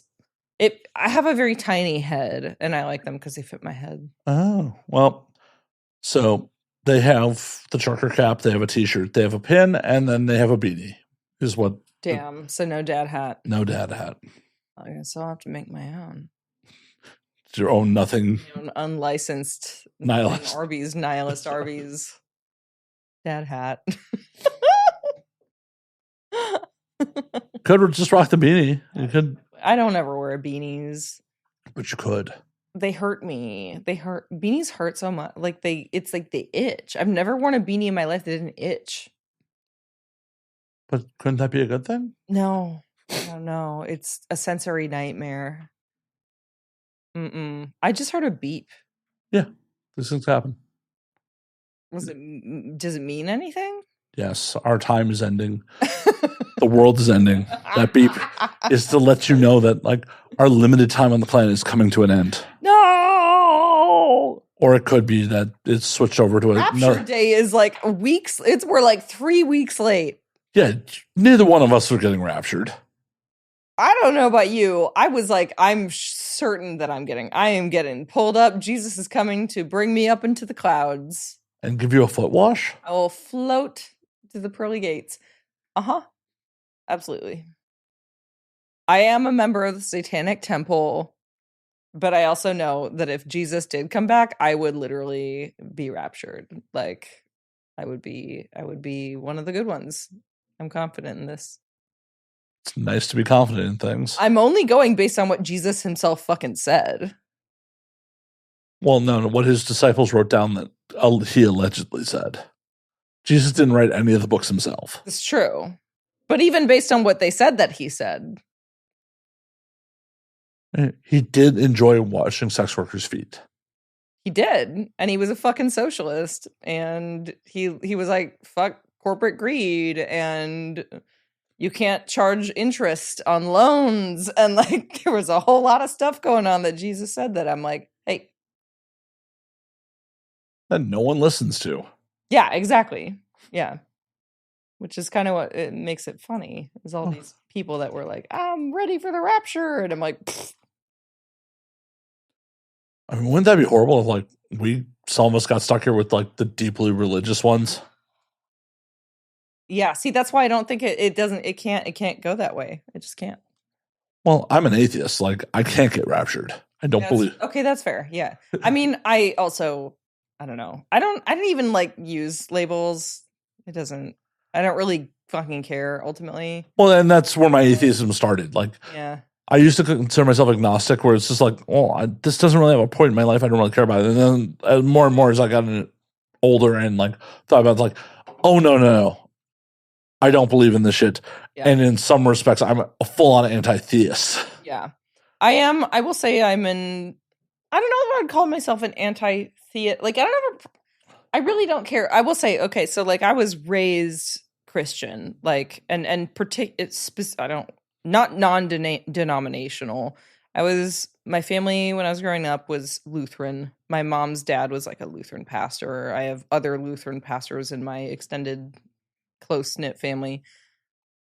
So my family's like really like very much like a like liberal Lutheran folk where it's like very accepting, like very much like all of my cousins and stuff who still do believe in God and go to church. They're all very, very involved in community and like going to fucking like support immigrant communities and like fuck ICE protests and stuff. And that's always been in my family.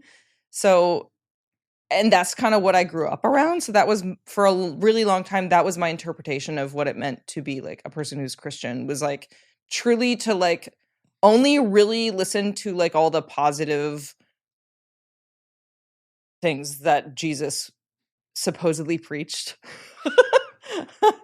Which are like essentially very like chill, love your neighbor, like don't be a piece of shit, don't be greedy. Like it's Wash some feet.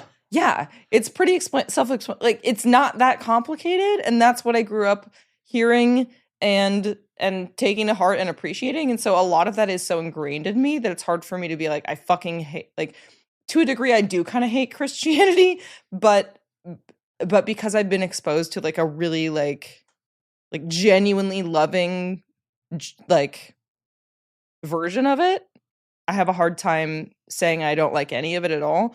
But I will say that like the thing that turned me against being a part of a church community or anything like that was when my family moved to Texas when I started middle school, because that was the first time I ever encountered a Baptist church, a Southern Baptist church.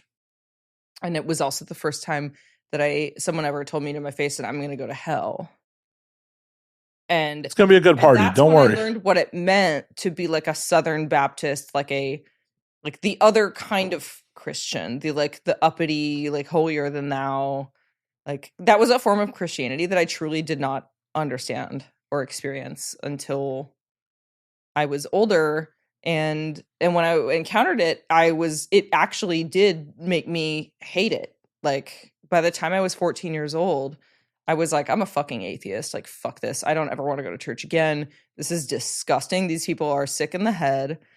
Like, I really was fucking pissed because it felt fucking personally violating also, you know, because it's like I really loved my grandpa, the one who was a Lutheran pastor. And when he died, like all of my memories of him were like, a lot of them were like moments where he talked about his spirituality and like his belief in God, and like it was also positive and only ever about loving the people around you and making a good like positive influence on the world.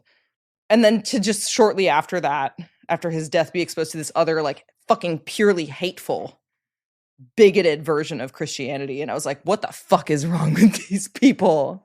You shouldn't need Sky Daddy to, have the love for your neighbor. Yeah. Want to improve shit. Yes. Like that's what it comes down to, is like, it's this thing where, and that's why it's like, I just, nowadays I'm like, I don't label it. Like, I don't go to church. I don't fucking care what anyone, my thing is, I'm just like, I really don't, I don't like that I have the knee-jerk reaction that I want to assume someone who says that they're a Christian is like a terrible person, but more often than not, that does prove to be true. But I also know that there's still people in this world like my parents who are, if you ask them, they will say, I'm Christian, and they go to church as often as they can manage. They're kind of old, so they may not go every Sunday, but like they go out of their way to find a church that is the most like loving, open-minded community that they can, that actually cares about serving people and like not being shitty and exclusionary to other folks.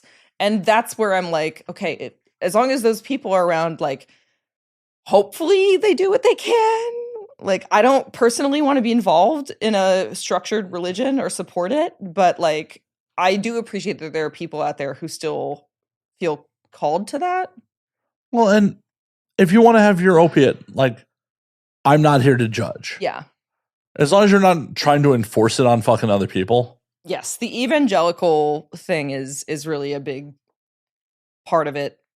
Yeah. Clearly. Yeah, yeah. And that I think was kind of the biggest difference in my experience growing up was like when I felt like religion wasn't bad, it was all the times in my life before I was exposed to like the purely evangelical version of Christianity. When I was exposed to the hardcore evangelicals was when I was like, "Oh, this is a sport for you. This is like fucking Monday Night Football for you.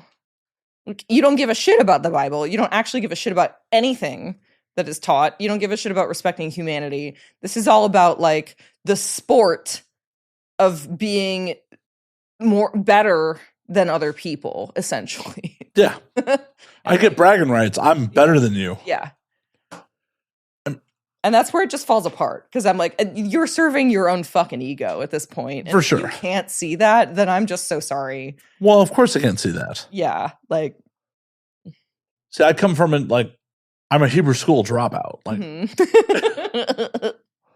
my family's Reformed Jews, and like they espouse going to Sunday school and Hebrew school, and I legitimately dropped out of Hebrew school, and just like, this doesn't make any fucking sense to me. Like, this is just not something I want to do. Yeah. No, if we're in a meeting, yeah, I'm Jewish. Yeah. As I lovingly like to say, I'm an entertainment Jew. Like, Yeah. if it will help my career, yeah, I'm Jewish, 100%. But all this old shit, like, these were all rules written by people who didn't shit indoors. These rules have no space in modern society. It's like the very famous Chris Rock bit. It's like, yeah, back in the day, pork would kill you. Mm-hmm. Pork is delicious. Yeah. Yeah. You know, All the pork hate in a lot of religions. I'm like, but if the pork hate were based in the fact that like pigs are really smart, therefore we shouldn't eat them, then I'd respect it. Honestly, I would. No, it's just you undercook it and it gives you trichinosis. Yeah. Yeah, it was trichinosis. just about the fact that they didn't have like modern processes for livestock and meat production and whatnot, and that's fine.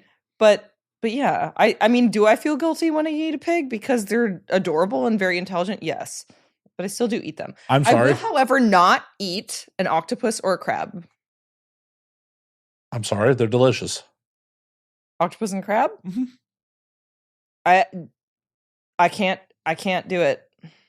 I'd eat another human if it was prepared right. That's fair. I honestly respect that. I honestly might as well, but like, it depends on who the human is. Do you only want to eat good people or bad people? People who like want me to eat them. Well, that doesn't necessarily. I need to have video evidence of the person before they died being like, clearly not under any kind of like external influence, being like, it is my life's greatest wish. You could just take a leg and they could still be alive. They could be there for the meal.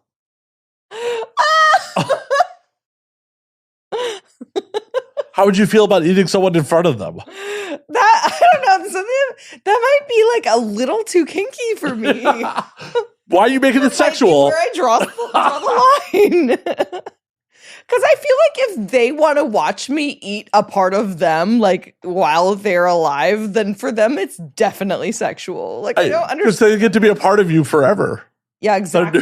They're like, I'm in you now forever. My nutrients are keeping you alive. Like, bro, just come in my mouth. Jesus Christ, it's the same. It's not that much different. Oh. Still the DNA's in there. The Mallard effect does not work on cum. Like, no one wants fucking browned cum. Oh, no. Yeah. But like a well-cooked shank. Yeah. I want a lamb chop now. I mean, if you were going to commit cannibalism, what cut do you want? Probably like a Like a butt.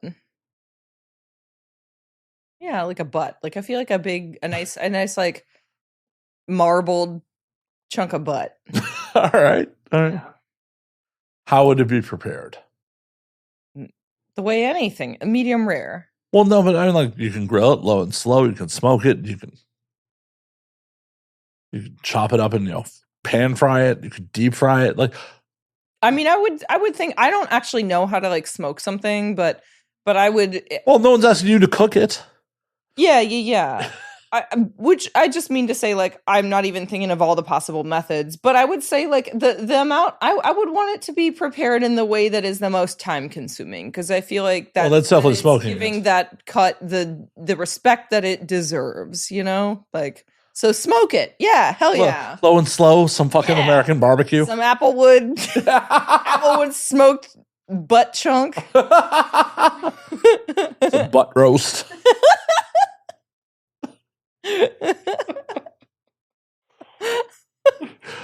What kind of sauce you putting on that? If it's great, I might not need a sauce, but I mean, I love smoky, so like a smoky barbecue sauce, like that's my favorite.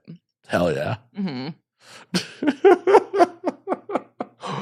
I do pride myself on being the only podcast in the industry that regularly brings up cannibalism. Yeah, congrats. It's a gift. Covering ground. Yeah, someone's got to do it. Well, I just think it's a comical subject, and it just brings people out of like, I never thought about that. Yeah, we're not saying we're gonna do it. Yeah. It's just like you gotta think, how would I do it if I did do it? Right.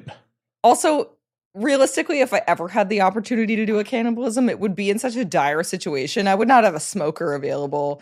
It'd be like, because we crashed in Mount Everest, And I probably still would go for the butt, but like, it would not be enjoyable. It would be just like, surviving's enjoyable. Like, have you watched Yellow Jackets? It would just be like the horrific, like, fever dream scenes in Yellow Jackets where they're just. I mean, last I checked, surviving's enjoyable. Because otherwise, you could just give up and die and be a meal for someone else.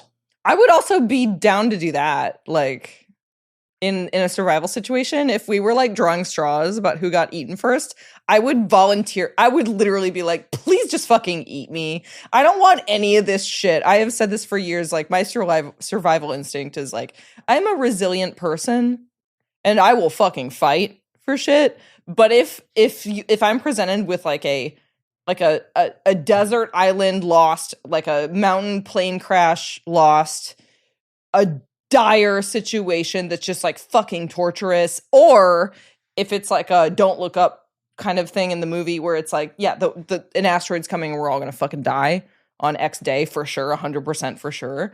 I'm like, I'm not trying to survive this shit. Like, that's fucking ridiculous. In a don't look up situation, I would get so high. Oh, I would have a lot of fun for sure. But I'm not going to be one of these people who's like, I'm going to do whatever I'm going to got to go in my bunker. Like, I'm not a prepper. I don't fucking care. Well, like, look around, man. None of us are making it out of this alive. Also, I don't want to be around for whatever the fuck society springs up after all that kind of level of ruin. Like, no, I'm good. I am too fat and out of shape for Mad Max. Like, I've also spent enough of my adult life being like mentally ill and depressed that I'm like, look, if we just need to like, it's fine. How would you like to be prepared then? For my, well, if they're gonna eat you, yes, okay. If they're gonna eat me, ooh, I want to be I want to be spit roasted. That's not the first time you've ever said that, I'm sure. Yeah. Like, no, I want to be like actually spit roasted. Like, I want to be like tied to the stick and just like like the original fucking Thanksgiving trailer they did during Grindhouse. Yeah. Yeah, just fully like just impale me on the stick and put me over a big bonfire and just. We only have a taste left, so I'll have a little bit more. Thank you. I can't just kill the bottle in front of you. That'd be fucking rude. Yeah, I'll just get spit roasted and it'll be so nice. The end of my Weller. No. I would offer to source you more, but I don't go to Kentucky that much anymore, so Well, I had nothing to offer. This bottle was sourced in Texas. So apparently in Austin, like this is just available on fucking shelves. That's crazy. They don't deserve that. $45 a handle in fucking They Austin. don't deserve that. That's crazy. Like one of my friends in Austin, like last time we came to LA, brought me like 5 bottles, and this was the end of it. Damn. Okay. Like you were, thank you. He's just like, whatever. It's regularly available at like fucking 45 a handle. I'm like, That's crazy, actually. Yeah. Fucking Austin. Mm-hmm. Comedy scene move there. Really? Well, a lot of it. You look so confused by that. I am confused by that. It was a lot of people followed Rogan down. It's just more affordable. It's not, though. Like, if you want to live in the Austin suburbs, sure. Yeah. If you want to live in Austin proper, no. I looked. If you want to live on the outskirts and you want to be able to buy a house, it's more affordable than LA. Yes. Than LA. Either way, if you're renting and you're trying to live like in the center of shit, then yeah, it's still just as expensive. People try to talk me into moving down there like during the pandemic, and I'm like, your groceries are the same price, unless I want to live out in the burbs. Yeah, and then you're just compromise. I mean, depending on how much you care. Like I personally, I grew up half my life, and my family currently still lives in Texas, in Austin, and they are always like, "Will you ever come back here?" And I'm like, "No." Look at your fucking politics there. Like it's actual shit. Well, like the friend who buys me this wallet moved from California to Austin specifically to be a voter, like a voter. Like, no, I want to vote blue in Texas. Like, good on you. Is that going to work now that they're doing this whole redistricting thing? Which, by the way, fucking anyone who's watching in California, like, I hope you vote yes on Prop 50. Little political messaging. So. Right. Well, by the time this airs, Prop 50 will be voted through or not. After November 4th. Okay, well, fair. My turnaround time's not that good. We'll see how it goes. Right. But friends of mine who are in the comedy scene down there were like, move to Austin. There's opportunities. I'm like, I am too old and too well established to move clear across the fucking country for someplace that is not necessarily less expensive for opportunities. Yeah. And it's also not very stable. Like I will say, like in terms of like venues and everything, like shit just comes and goes so crazy in Austin. Oh, 100%. It's just like, if you want to offer me a salary, I'll consider it. Yeah. But I'm not moving to Austin to do podcasting on there's opportunities. Yeah. Yeah. Plus, this show would no longer work. Like, I'd just be having comics on all the time. Yeah. Yeah, it's fair. Everyone would be a Zoom guest. Yeah, fuck that. The minute it was safe to get people back in person, I stopped doing Zoom shows. Like, literally in the last 3-4 years, I've had 2 Zoom shows. One was Michael Federosi because he lives in the fucking Netherlands these days. And, I've known Federosi for, over a decade. So it's like, well, I can't say no to you. And the other one was Stoya, who's living in fucking Serbia these days. Yeah. And that, like, if you're a normal working talent in this industry and you're like, I want to do a remote show, I'm like, fuck yourself. Let me know when you're getting here to LA. I don't do Zoom shows. Yeah. The vibes are off. Like, the first time we did this was fucking Zoom. And it's like, you can, I hope, can firsthand attest to, like, this is a very different vibe doing it in person. Yeah. Yeah. Very much so. Yeah. And I mean, I feel that way about all podcasts. I mean, most of my episodes of I also don't release it as video for First Thirst, my podcast. Why not? I mean, we record the video. I have the video. Why are you not releasing it? We only do like social edits. Like we'll do like an Instagram reel for it. Why? Well, it's not monetized yet. So the end goal, it's like eventually I'll start releasing video stuff when I monetize it on Patreon or whatever. But I'm just waiting to have more listeners. I'm not in a rush for it. Also, part of why is because I launched the podcast in February and I have been slowly working on making my office space better for doing an in-person recording. Because I want it to look like super duper cute. For sure. And so that's the other piece of why. And then another piece is just because I'm not going to say where I live, but like there's a lot of people that if I want to bring them on in person, I'm like, have a nice trek. Whatever. I make motherfuckers come to Hollywood even if you don't live in LA. Yeah, well, that's true. Like, Partly because it's Hollywood. It's like there's other shit to do. Even if you're not doing other shit, like I know when I go downstairs and I leave here, I'm gonna be like, wow, what the fuck is going on the corner? Oh my god. Like for sure. it's a show. For sure. But like when people like performers that live in Vegas and shit, they're like, I'm like, no, you can't remote in. Like you have to either come here or don't. I do not care. Yeah. But I also feel like that's a point of privilege for like being an industry show who's going on almost 10 years. Yeah. Yeah. Where I'm just like, I'd be like, it's your fucking call. Like I'm not chasing anyone at this point. Yeah. I've said this multiple times. Like I will ask people twice. Yeah.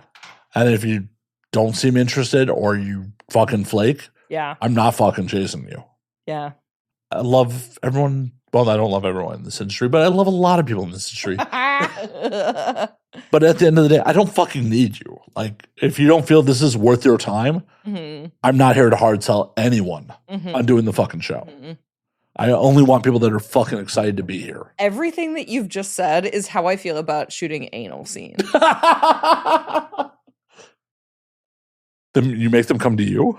I'm like, I like it, but like, I'm not gonna like bend over backwards. Nor should you. For the opportunity for someone to fuck my ass. Like, because I only say this because I do get hit up a lot with collab requests and people are like, I really want to do it. And they're like, anal, like we can make so much money. And I'm like, I know.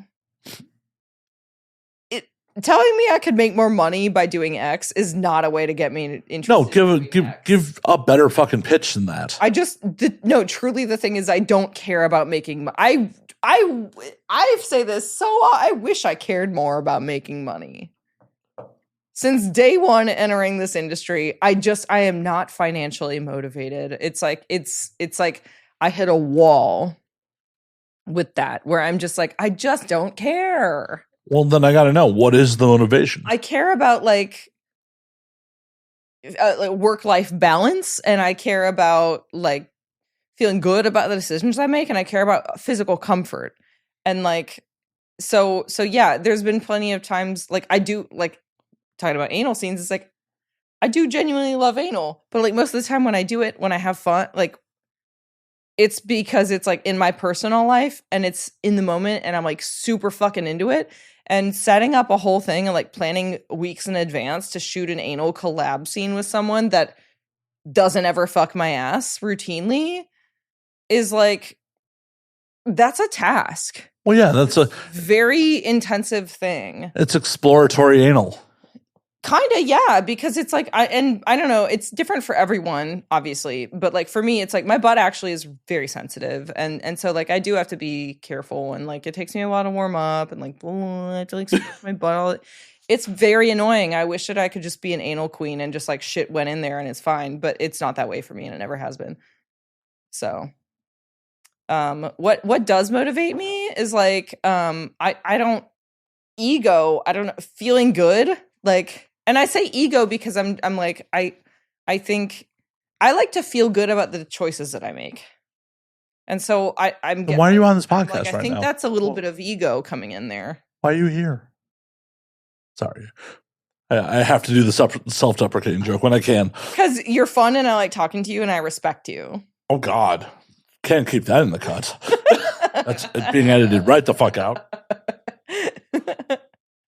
No, for sure. Those are all super and fucking important things, but that's the rarity in this industry. The majority of our industry is here because of finances. I know, and I have a hard time understanding it, and I shouldn't, because it's like, yeah, if someone, like, I know enough people who are in their like, you know, workhorses and they just shoot, and I'm like, wow, there are so many times that I wish I could make my brain do that, but I'm also like, nah, I mean, ultimately, I might wish that sometimes, just because I've definitely run into times where I'm like, wow, I really shot myself in the foot by like not being more productive. And like, it's not that hard to be more productive. I just have to like be motivated to do it. And but that's where the problem comes in, because the thing that would motivate me to do that would be making more money, and I don't care.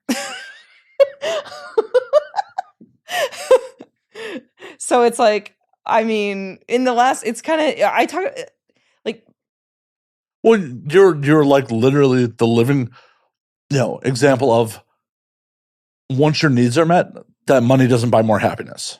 correct. Yeah. And I know this. Yeah. I mean, okay. So I think part of why I am this way is actually, I think, because of my unique experience with like getting into the industry, the way that things panned out for me the first couple of years I was in the industry, and then the fact that I also then retired and went back to living like a civilian life for several years after I'd already like gotten famous in porn.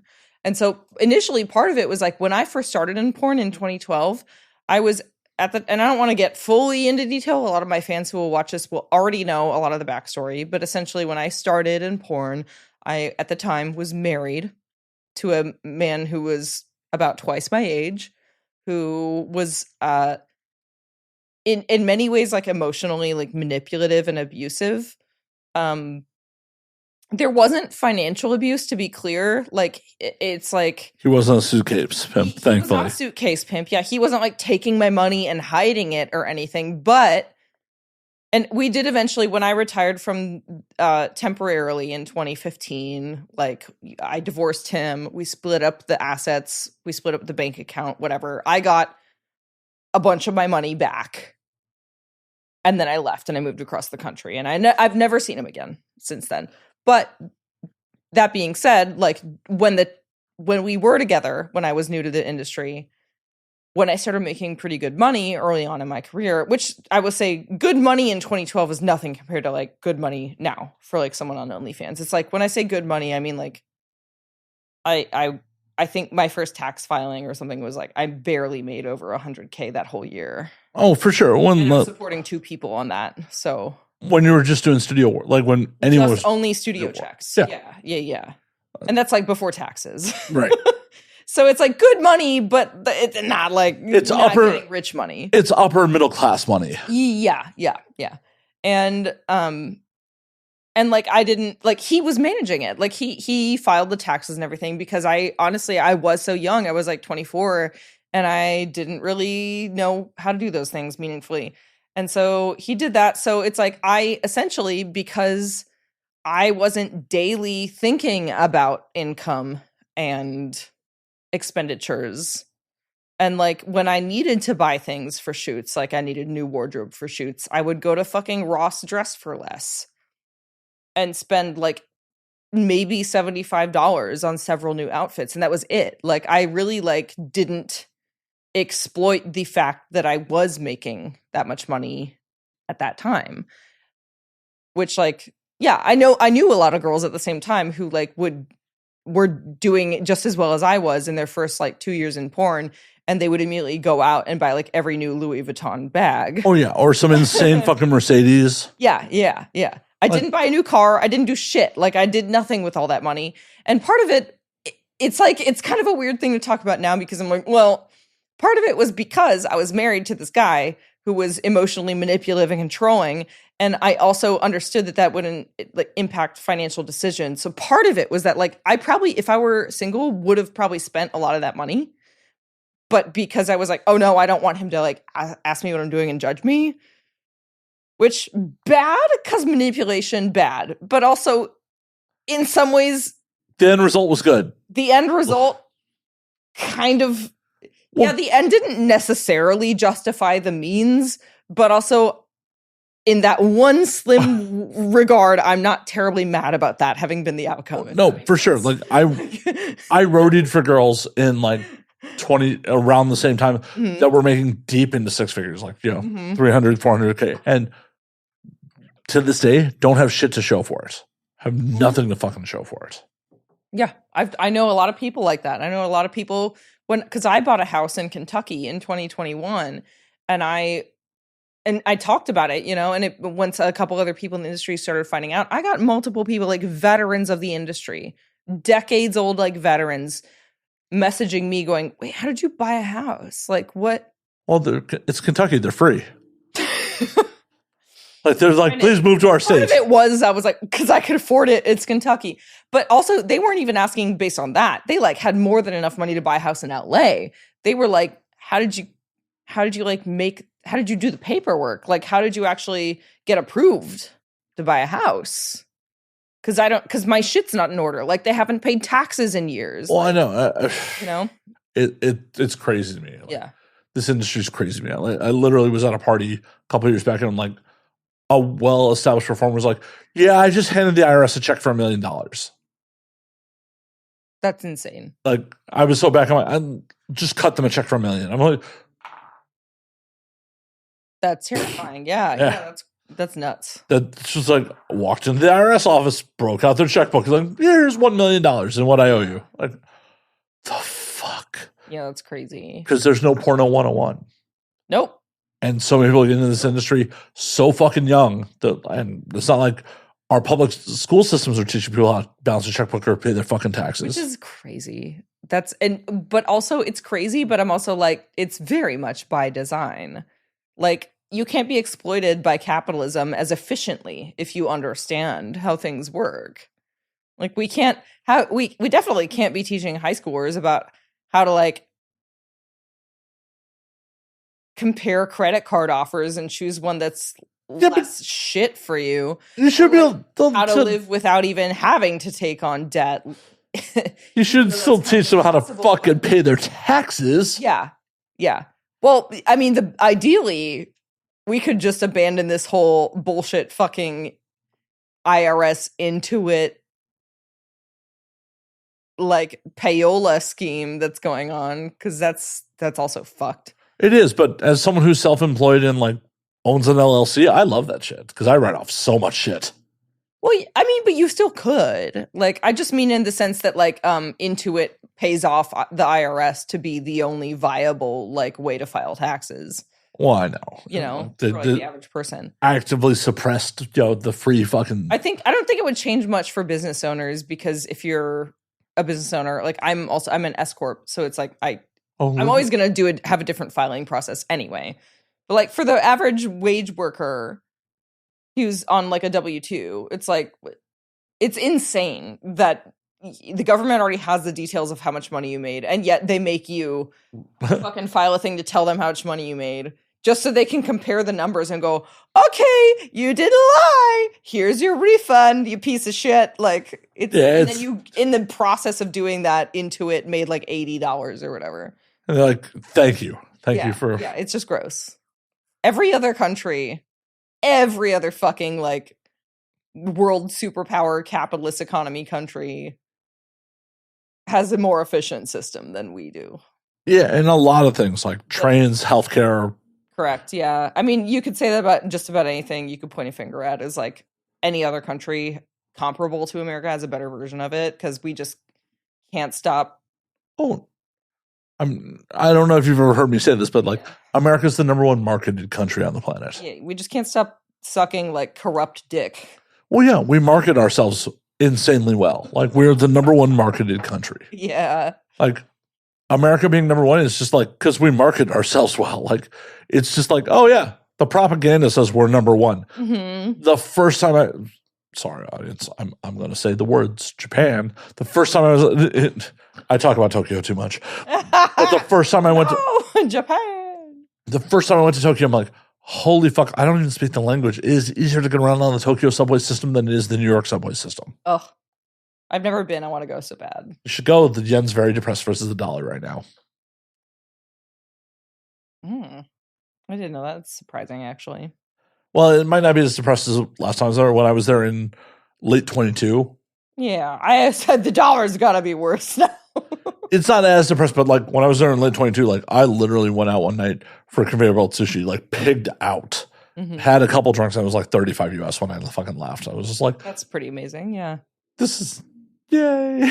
Yeah. Well, I think also they just are better like at running in a more balanced economy, which like things, that's a big sign, is like how affordable are everyday things and necessities.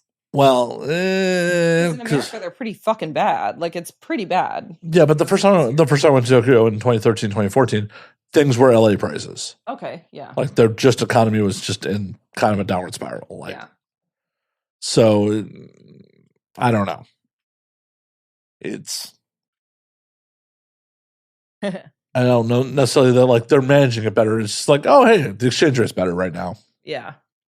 Which I'm not mad at abusing because like I went there right after they reopened to Western tourists with visa-free fucking, and with the exchange rate, I was out at some bars where they're like, I was paying 97 cents for fucking, fucking highballs at one point.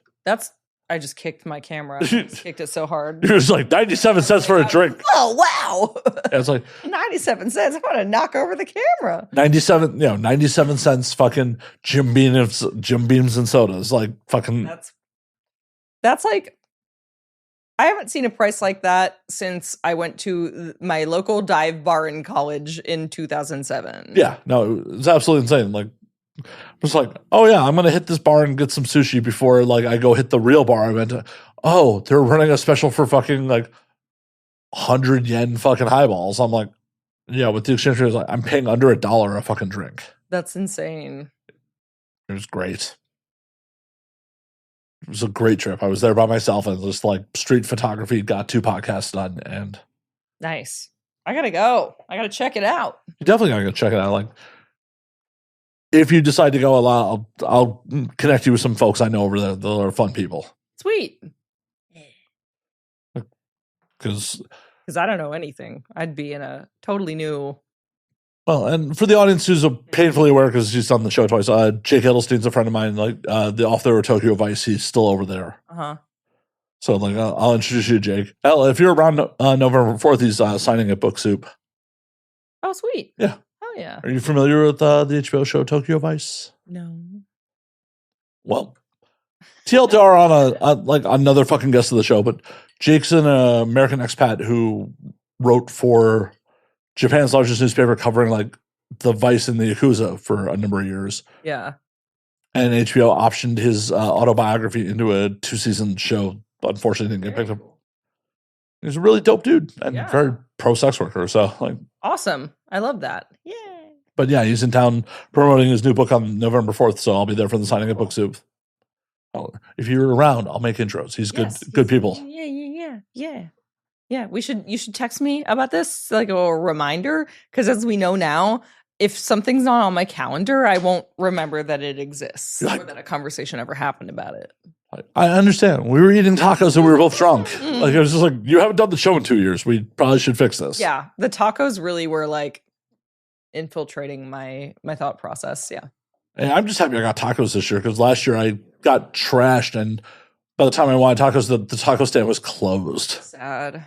I also made that mistake last year, which is why I as well was like, I literally got there, I had one drink, and then I was like, tacos! I'm just going to go stand next to the taco stand for like an hour straight and keep getting tacos until I have had your fill? Yeah, had my fill of tacos, yeah. This is bad podcasting for the audience. We're talking about the Porn Crush Pool Party that was earlier this year.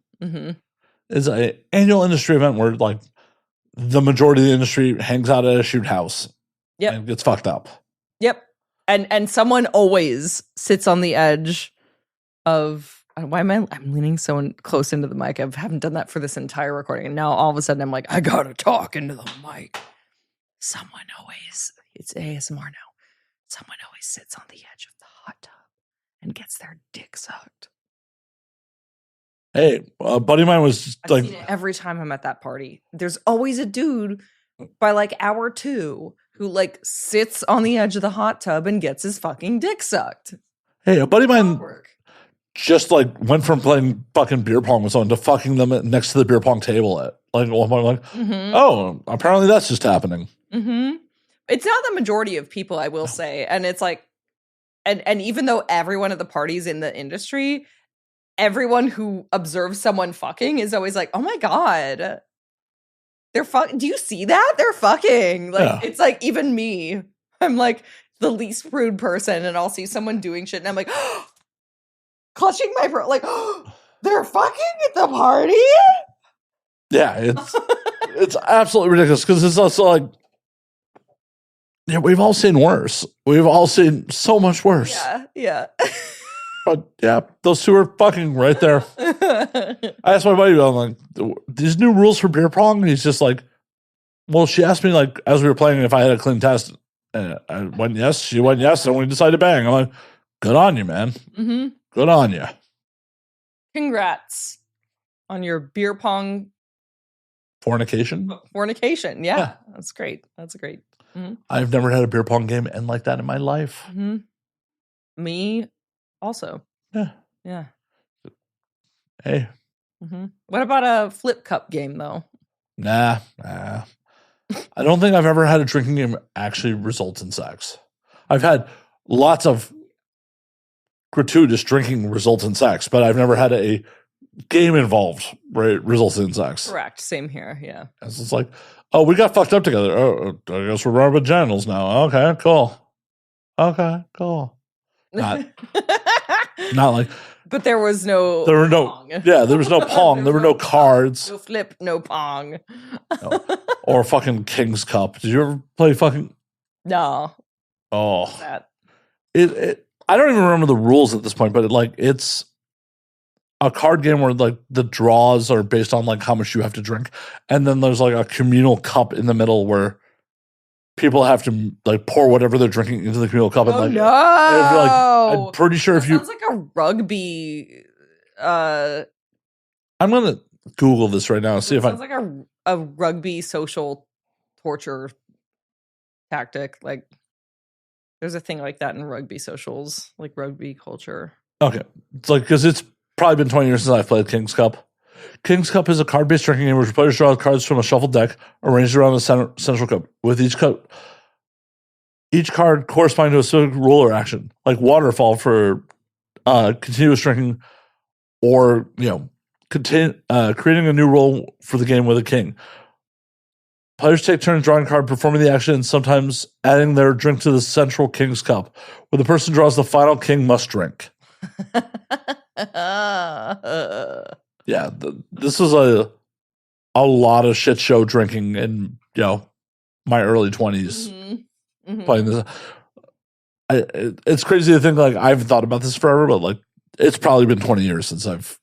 Yeah. That sounds like a lot of fun and very chaotic. Oh, I mean, depending on what people are drinking, like if everyone's drinking beer, it's like, oh, ha, ha, ha, you got to drink the King's Cup. When people are like, I have a mixed drink and other people are drinking beer and like, it's just chaos in that fucking. Yeah. A lot of hotel parties, like the container for the King's Cup was like the hotel coffee pot from the instant, like the coffee maker. No. It's like, it's poured in. It's all scaly on the inside, like all the. Yeah, no one's washed that out. Residual coffee taste. Yeah, we're getting shitty drunk at a fucking hotel. Like, no one's cleaning out the fucking coffee maker properly. That's great. And awful, but great. I survived it. Mm-hmm. Most of my friends survived it. I don't think I killed anyone. I don't think. Maybe. I have to check it with the old school friends. Did anyone die from that shit? Did we kill anyone with King's Cup? See, this is what happened before social media. People just did ignorant shit like this. You had to deal with it. Yeah. Your own idiocy. You just kind of like, you were like, no one's surveilling me. Right. No one's filming this shit.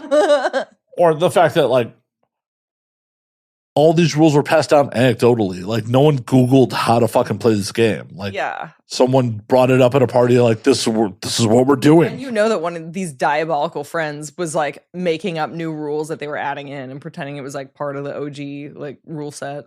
Well, and now that I reread the rules and remember, like waterfalls were diabolical because like you all sat in a circle. It would be, so like you could not stop drinking until the person on your left stopped drinking. That's why it's a waterfall. God. Yeah, it sounds terrible. So it's like, oh, the guy who's drinking like a fucking beer, that's fine. Yeah. The guy who's drinking hard liquor. Yeah. Yeah, that's stupid drunken Midwestern shit. Very Midwestern, indeed. Yeah. Ugh. But Siri, I hate to do this. We've been doing this for over 2 hours, so we Yeah. probably got to call last call on this It's motherfucker. time. It's We've covered so much ground. I'm really proud of us. We did a great job. well, I'm glad one of us is proud of It's us. also a great time to end the recording because I'm about to have to pee again. So Well, as you're like, I'm going to my water cup. Like, I just want to prove that I'm hydrated. yeah. I mean, it's part of what's to blame for sure. Yeah. Not the beer or the whiskey. No. All of it's to blame. All the liquids.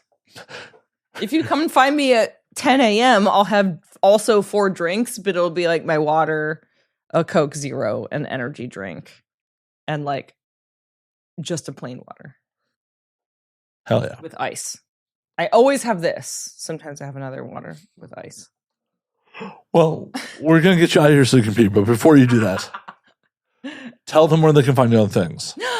You can find me at SiriDahl.com. That is my link website that has links to all of my other things.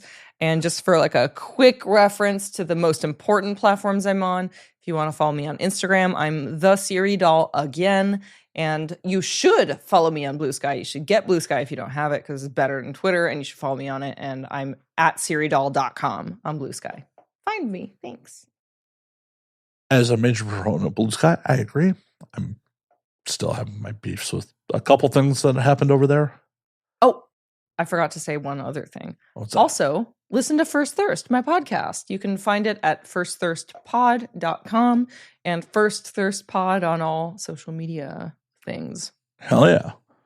I will guess there once I figure out who will give me my first boner. We'll figure this out. I may have to like ask my older sister or some shit. And that'll be super. Awkward, but also like she'll probably remember. No, probably not because my family's so dysfunctional that she moved out when I was 5. Okay. Little inside baseball there for you folks. But until next week, drink up, motherfuckers.